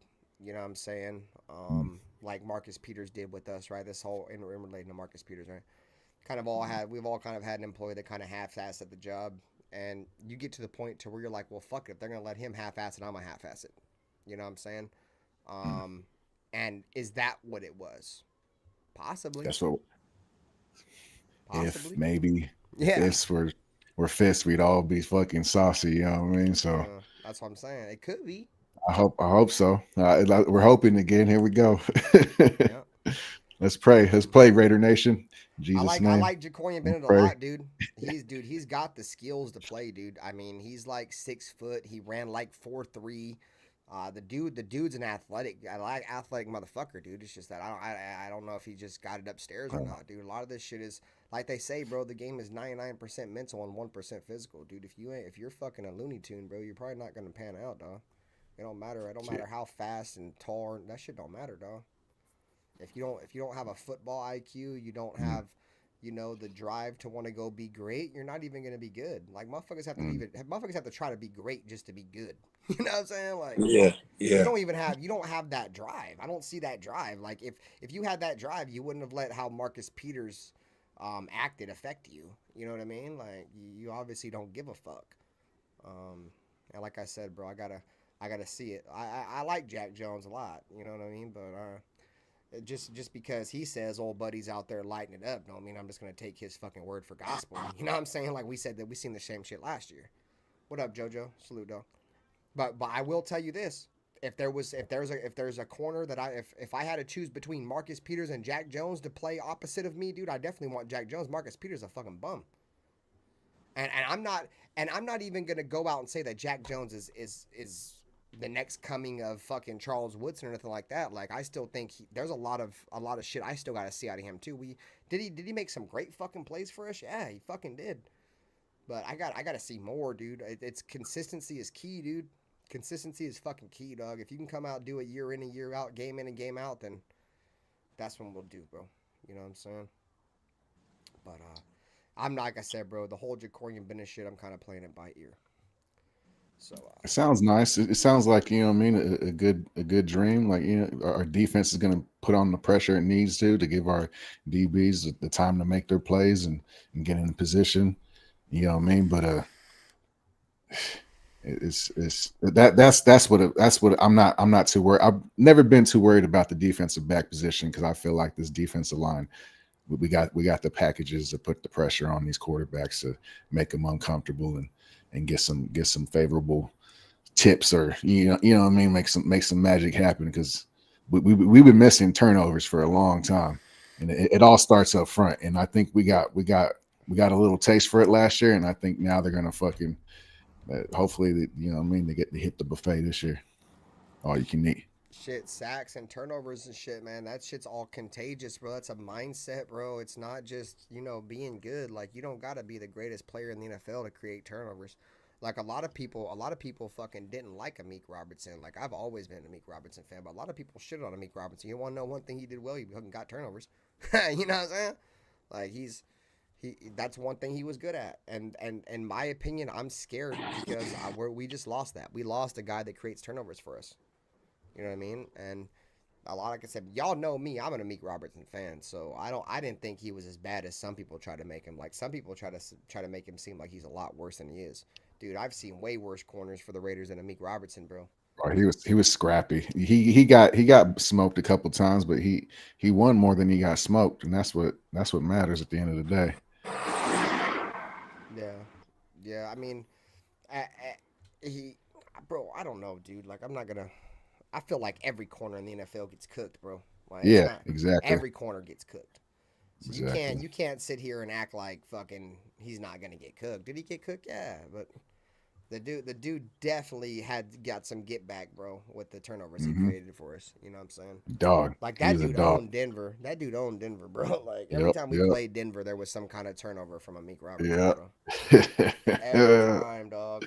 Or he played those dudes. Hell yeah. I knew he was the truth when I was at that game against the 49ers on New Year's a couple years ago, bro, when they tried to throw that deep ball. I was in person. George Kittle had cooked our defense, bro. I was a walk-off touchdown, dog. And fucking a walk-in touchdown, bro. And fucking Amik Robertson, dude, made up so much field, bro, and then went up over a 6'4" tight end and intercepted that ball. I'm like, oh my God, bro. Yeah. Beautiful. Like, he was cooked, dude. Go back and watch that play, dude. Our defense was cooked. If you were watching on that TV, you probably didn't even see nobody in the screen with Kittle, dude. And then Amik Robertson came out of nowhere, dog.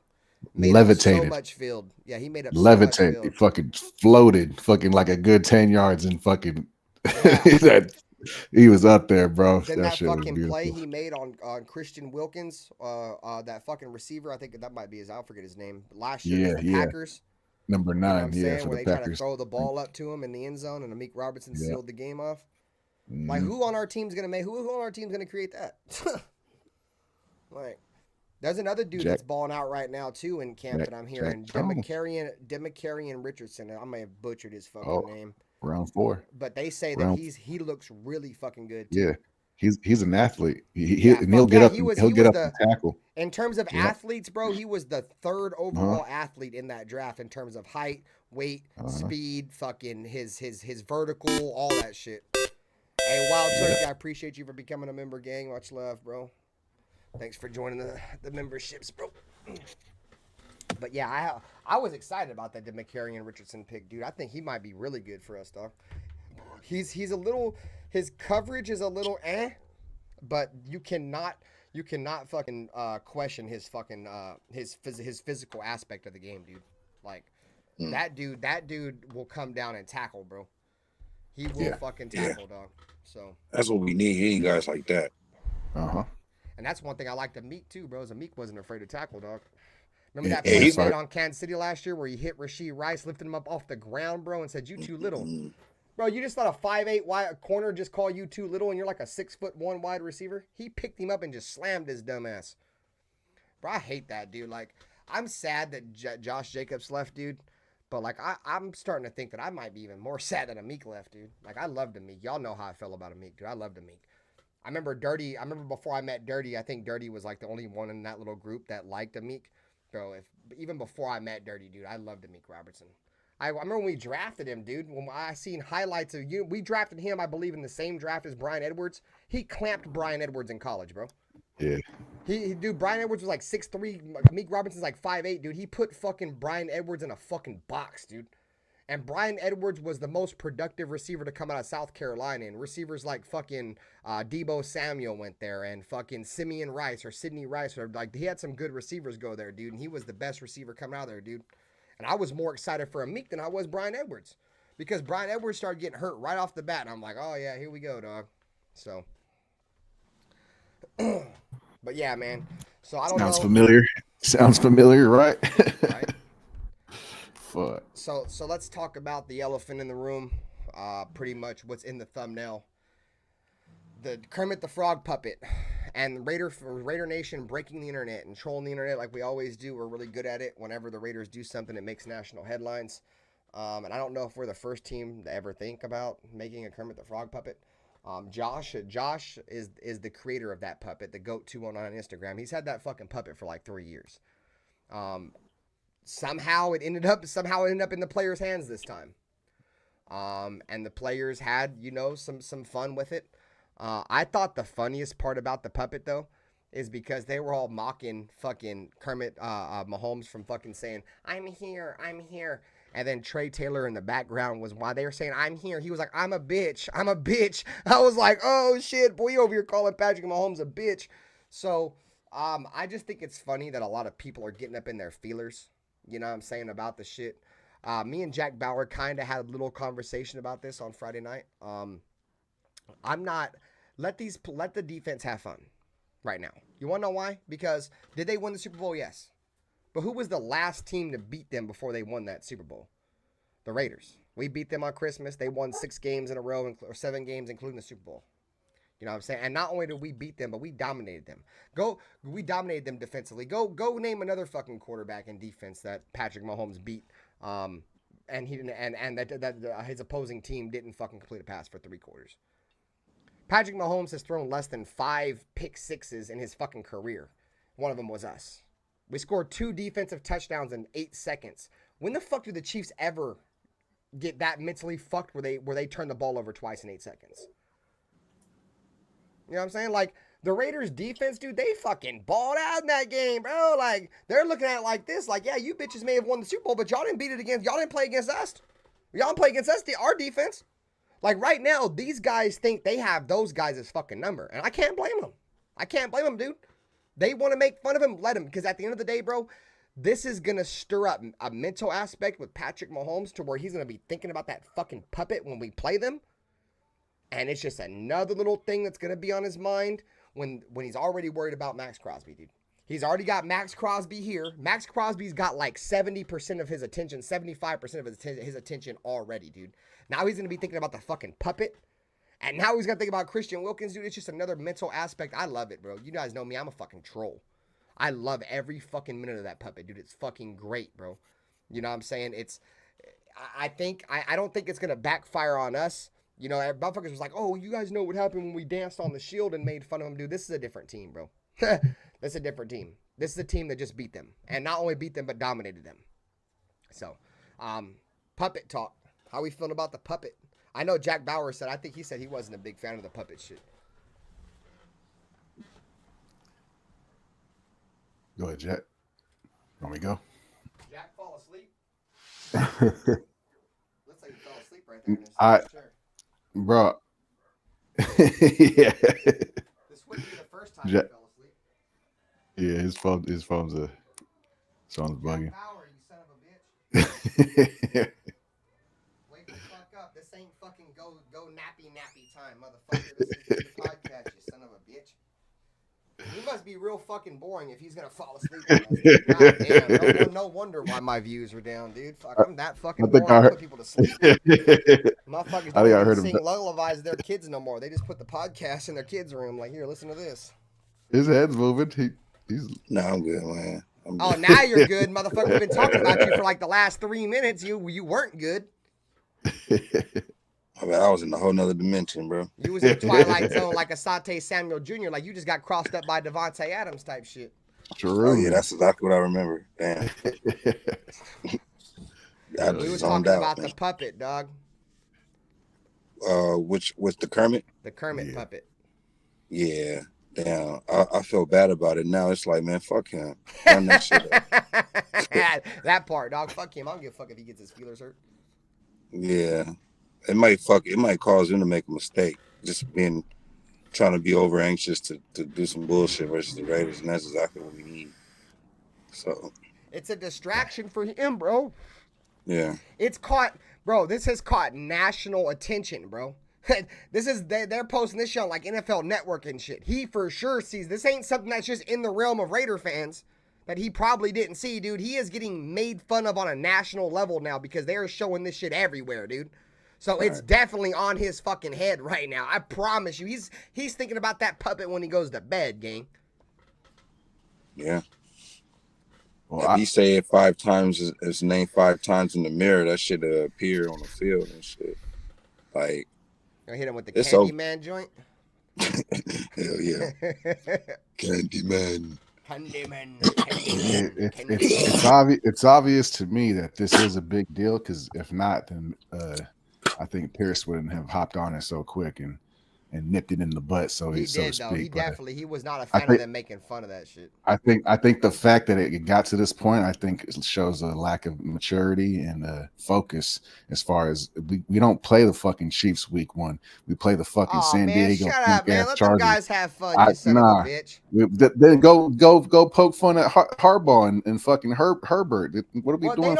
With Herbert and Herbert don't even own us. Like Mahomes owns us. Like everybody knows that. They kind of know that. It's hold on. It's more of a rivalry with the Chargers than it is the Chiefs. We've been getting our ass smoked by the Chiefs for fucking years. You're right. And we split with the Chargers there ain't every no year. Herbert puppet though.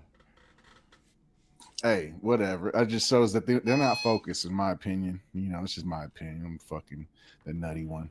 You know what I mean? Fuck, you don't gotta like That's it. all good. But I had it's the just- same argument with Jack Bauer on Friday. Yeah. I had the same I don't- argument with him. Like, let those guys just have fun, I don't. dude. Hey, it's whatever. Whatever. As long you know as what I they mean? go It's- out and play good, I don't give a fuck if But they fucking jack off you got on a that target. Patrick Mahomes puppet Yep. for all I give a fuck about. They had a target on I the care back, about that you because know, I think that's conduct detrimental to the league. That'll be conduct detrimental. A lot of people are man. looking like we're poking the bear. Like, what the fuck did Mahomes do against us I don't- last time we yeah. played them, dude? That- We that dominated part them don't- motherfuckers. That dude. part Like, don't bug me. It bugs me that we play the Chargers week 1. Why do we even fucking entertaining the fucking Kermit well, the Frog? because You need to be Josh focused took on the goddamn puppet to practice. I and they heard. saw I it. know. Yeah, I know what's It going wasn't on. like but this it- was intended to happen. They just I saw the know. puppet and they thought it was cool. I mean, can I he blame that carries puppet? Is pretty he carries sick. with him every game. I know. know. It's just If but you whatever. blame it on Josh. Hey, Josh, you son of a bitch. Don't you ever take that goddamn puppet back to practice. You're distracting the goddamn players. You're a detriment to the team. Fuck off. No, I'm just kidding. Josh is cool as fuck. that didn't bug me. I think that it just showed lack of maturity and What the and fuck I'm stick is with that? it. Focus. Oh, that's a dog. What up, Booty Bang? That's kind of a real weird name, Booty Bang Bros. I thought that was a fucking some porn in my chat. That's a dog. What's up, gang? I think a lot of people are sleeping on Harbaugh and the boys, but I think Harbaugh plays a certain kind of football. I ain't worried about Harbaugh. Not in his first year. I'm not. I agree with what you're saying though. I do, but I And don't think this year I'm worried about him. He's taking over a legit roster, almost the same kind of position where he They took don't have over no that wide Niners. receivers, dude. They have nobody. That to throw the Niners ball roster. to. They're relying on Lad McConkey, dude. The That's- receiver from it- Georgia. You know, he Harbaugh wasn't even Harbaugh's that not big of a fucking part of Georgia's offense. Harbaugh is not tripping about wide receivers. He's gonna run the balls and they're gonna play bully ball. They're gonna fucking. We'll see. We'll see. No, I We'll like y'all see. know. I wanted Harbaugh. I just don't think he's got the talent to compete with us right now, dude. Does he have J.K. Dobbins and Gus Edwards? Yeah, those dudes are well, J.K. Dobbins, he's been injured. He ain't even played in the NFL, I think, more than like 2 or 3 games, bro. He's had season-ending injuries every year of his career. But Gus Edwards, he's not even really an every down back, dude. Like, he only came in the offense in Baltimore on the goal line, dude. Like, he's a short yardage back. You know what I'm saying? So they have one running back that's injury prone, and the other fucking running back is a short yardage back that Baltimore only brought in the fucking on the goal line. You know what I'm saying? So can they do something? Yeah, but our run defense was pretty fucking good last year. They ain't got nobody to throw the ball to, dude. They lost Keenan Allen and Mike Williams. They ain't got no fucking tight end. They fucking brought in, they brought in some veteran receiver. I can't think of him, but he's a bum. They brought in Lad McConkey, the receiver, like I said, from Georgia, but he wasn't even really that much of an option in Georgia's offense because they ran the ball the majority of the time. You know what I'm saying? Brock Bowers is pretty much the number one target in Georgia. So they don't have, their defense. They have Khalil Mack and Joey Bosa, but their linebacker core is shit. Kenneth Murray has never lived up to the hype, dude. Their secondary has, Asante Samuel, I would say he's legit. I don't think he's a number one corner. I think he's a number two corner, but he's obviously their number one corner. But other than that, dude, and Derwin. But Derwin's aging, and Derwin's already proved to be that we can beat him, dude. Like, we smoked his ass last year, so I'm not worried about that. I don't want to look ahead of them because I definitely believe we can lose this game. But I would rather play the Chargers than the Chiefs on week 1. Because the Chiefs, I'm going to be more worried about, dude. I'm worried about the Chargers, but not that much, dude. I think we can win that game. I think it's a home opener for Raider fans. There's going to be some Charger fans there that are excited about Harbaugh. That's a home opener for Raider fans. It's in LA. It's week 1, dude. The Raiders are going to own that building. So we already own the building anyways, but it's week 1. So all the hype for the Raiders and Antonio Pierce being from LA, bringing back the LA Raider vibe. Like, dude, that place is about to be blacked the fuck all the way out, dude. But we'll see. We have to wait and see. But like I said, bro, I get what you're saying though. But if there was a Justin Herbert puppet, I'm sure they probably would have made fun of it. Like, who are we comparing? And I'd be okay with that. That'd be like, okay, we're talking trash before the game. It's whatever. But we're talking about like this. It just shows lack of focus, in my opinion. And I like that AP hopped on it right away and we don't hear a lot about it other than the media, but fuck, little too late for my liking, but it is what it is. Let's move on and fucking just be 1% better. Let's keep going. Yeah, like I said, bro, I'm not really tripping off this shit, bro. It is what it is. I think we're gonna be good regardless, bro. You know what I'm saying? Defensively, I think we're gonna be good. It's just I think defensively we can talk. If we want to talk shit, let's let our defense talk shit. But our offense, that's, I think, the biggest concern for us next year. So I'm not sweating off the puppet. I like the puppet. I think it's fun. I think it's cool. What if they did a Homer Simpson public and painted it black and then put a Raider hat on that shit, and then Chiefs bought that shit and said this is AP, and he puts it. That would be funny, dude. Then we'll do what? Though I wouldn't cry, but I ain't no bitch. Yeah, it's just some trolling shit. It's whatever. The only bitches is crying about this shit. You a soft ass motherfucker if you worried about a puppet, dog. Y'all soft as fuck, dude. All right, and they gonna turn into that movie Puppet Master and shit when them puppets come to life. As long as these puppets ain't like the fucking puppets that you fucking stick with fucking needles, break their legs and shit, I don't give a fuck. We talk about voodoo dolls. Voodoo dolls, yeah, there you go. Oh yeah. As long as they ain't no voodoo puppet, I don't give a fuck. Hell no, I ain't fucking with that shit. Black. Like I said, dude, I'm a troll, dude. I love it, dude. I love every minute of it. I do think Antonio Pierce, he's more professional than that, so I think that's why he nipped it in the bud. He's not, like, that's bad publicity. In all honesty, it's bad publicity. It's good publicity for somebody like me because I'm a troll. I love it. I soak that shit up. But it is bad publicity, bro. I'm not going to lie to you. Like, you really don't want to be doing that, too, especially when that quarterback has whooped your ass. Like, in the last 12 matchups. He owned us, bro. It's not even a rivalry. He's 10-2, it's dog. So it's not a rivalry. I get that, dude. We beat him last. That's nice. It's a nice story. It's a new year. Totally different team. We got missing. We still got a couple missing pieces. We got to fill in. So I don't know. It's just lack of focus, bro. Pick it up. Let's go. Yeah, I'm not. Like I said, dude. At the end of the day, as long as those dudes are out there, like, if motherfuckers is gonna bitch about the puppet, let's complain about them smoking cigars too. You know what I'm saying? Like, it's just another way that they're having fun, dude. Like, I don't give a fuck, dude. A lot of these, all these NFL players, dude, have busted their fucking dick to get to where they're at, bro. If they're gonna try to go out there and they're just trying to have fun, dude, let them have fun. As long as they're winning, I don't give a fuck. Because at the end of the day, this is a game, and the only way you're gonna be good at a game is by having fun playing the game. If you're not having fun playing the game, then you're never gonna be good at the game. It's just the way it is. And the same thing goes for any video game.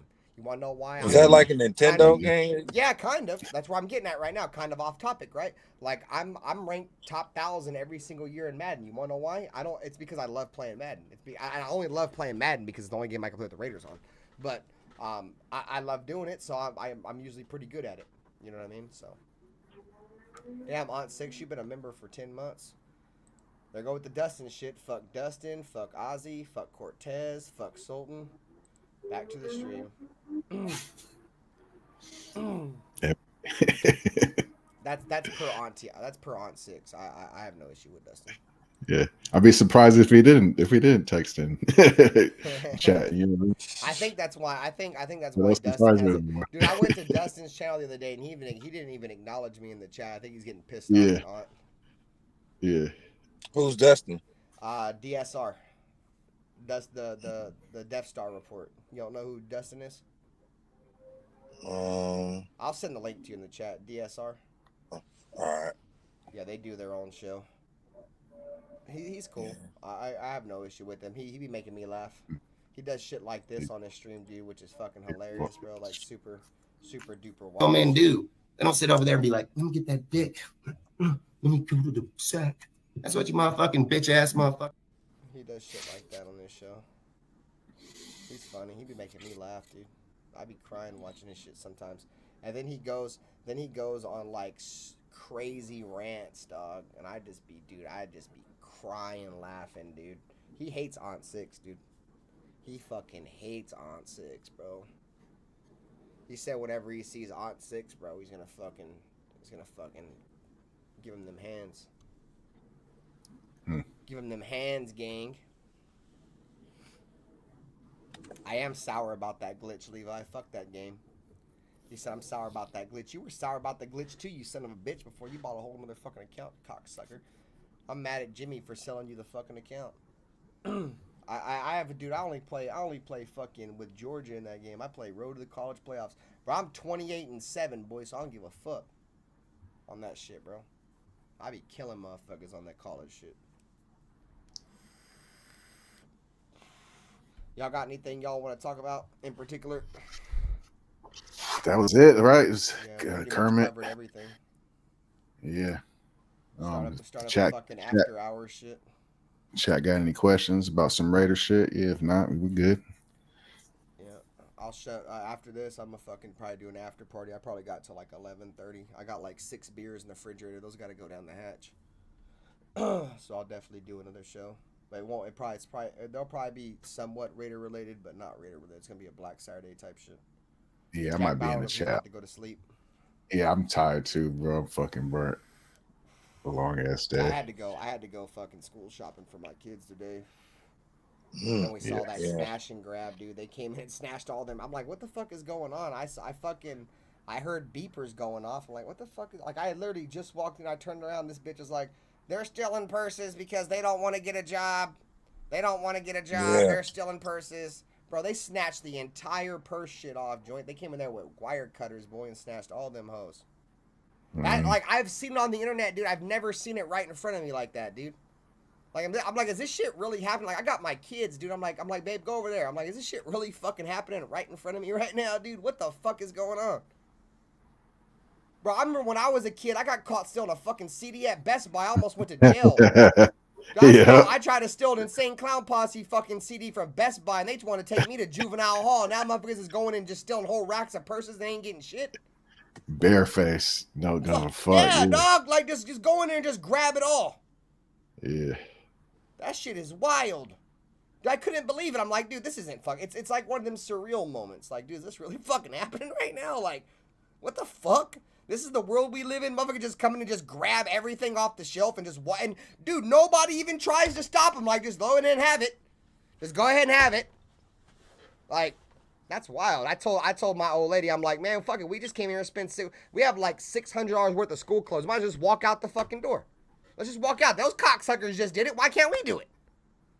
Like, if they can do it, I can do it. I was like, babe, what if we just walked out right now with our kids with a whole fucking shit full of school clothes, dude? Just said, fuck them. I mean, y'all just let them do it. Y'all didn't do shit. Like, you feel me? Like, obviously, I was talking shit. I would never do that.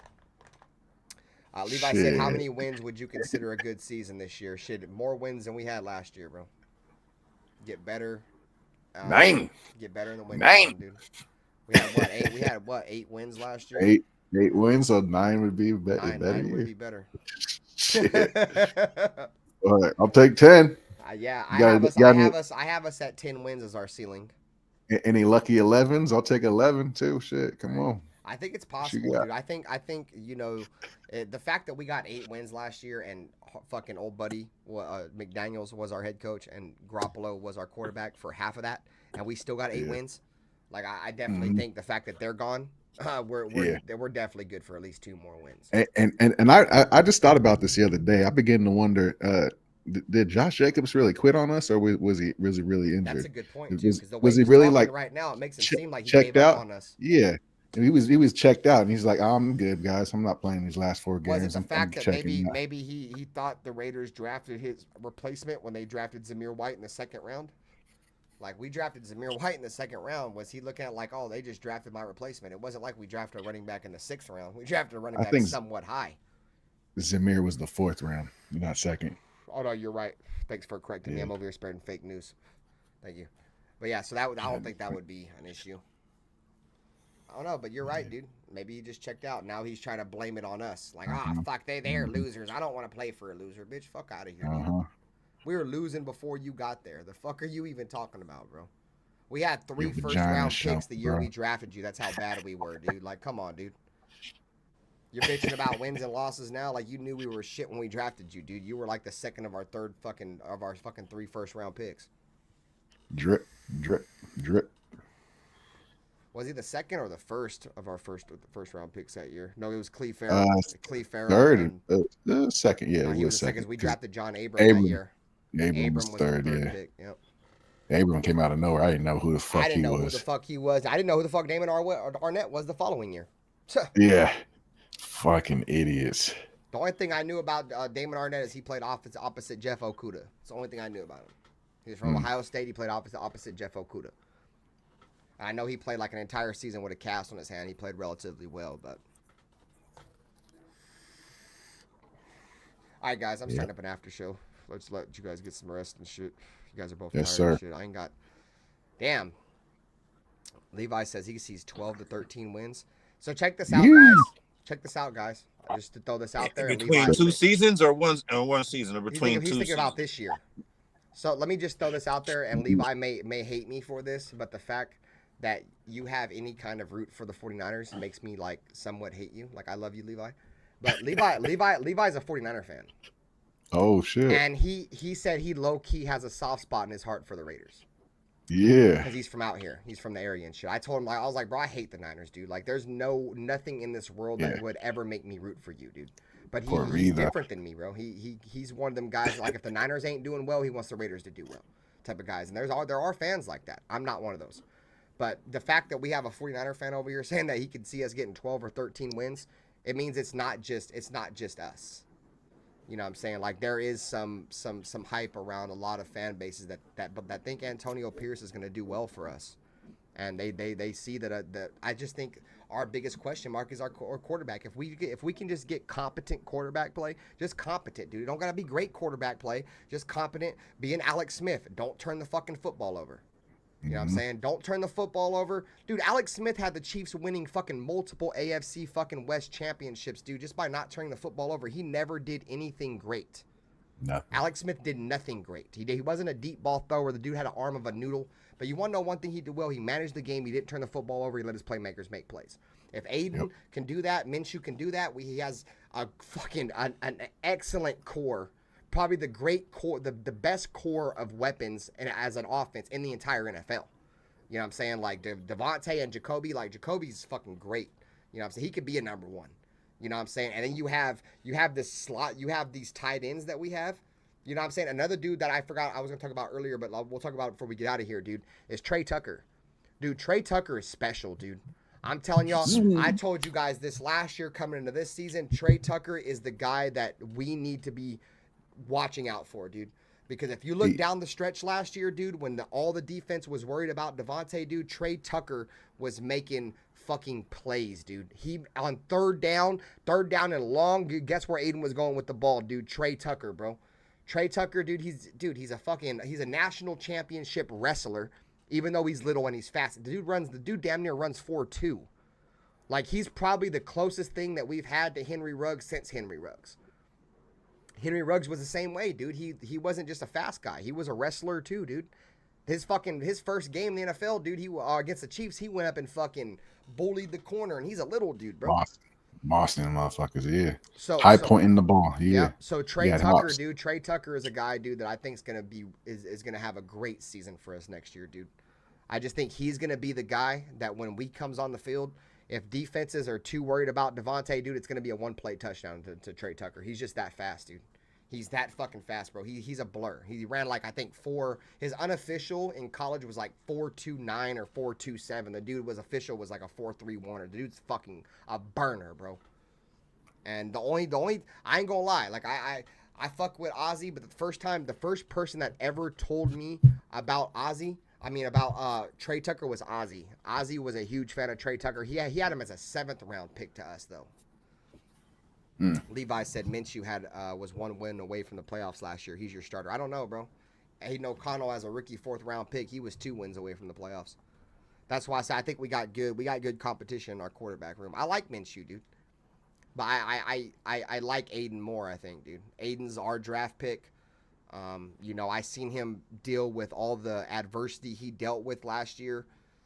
Obviously the blemish, right, was that goose egg against Minnesota. But he's a rookie.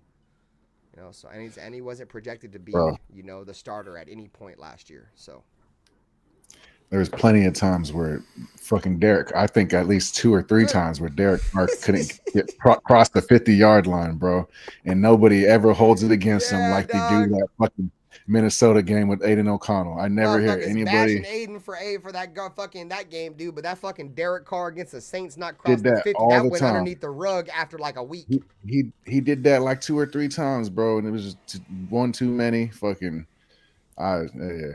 That's just my opinion. I like Minshew, but Minshew, he's a little more reckless with the ball. But that's what you get when you're trying to make some magic and coming off the bench. But we'll see. We'll see if he can clean it up and maybe be more. And you are right, careful. Raiders Rebel. If they wouldn't have called that bullshit on Jack Jones on that kick, that field goal, dude, where he blocked that shit, dog, and they called that shit back, dude, we probably would have won that game. Because he was not offsides, bro. They replayed that shit back, dude. He timed that shit so perfect, dude. He timed that shit so you couldn't have timed that better than he timed it, dude. That's the reason why he got called for offsides. He timed it so fucking good, dude. Like it was actually impeccable how he timed it, dude. Like I watched the shit back when they broke it down. It was crazy. But all right, y'all. I'm out. I'm gonna start another stream right now. I'm gonna smoke some more tree. I only smoked 1 blunt this stream. I've been live for 2 hours. So I'm going to start up another stream right now, guys. We'll listen to some music. I'll let you guys up. You guys can talk about the Raiders or whatever you guys want to talk about. That's cool with me. And I'll be here for a couple of more hours. Jack Bauer, Nutty Raider Nate, you guys have a great night. I'll catch you guys. I have to see my schedule. I think next week's a Sunday show. If not, I'll see you guys on Friday. You guys know what time it is, man. Make sure you guys hit the like button, subscribe to the podcast. Check us out on all your podcasting platforms, whether it be Google Podcasts, Spotify, Apple Podcasts, Stitcher, all that good stuff. And yeah, I'm about to go live again here in a second. Peace out, Rain Nation. Have a great night. See you later.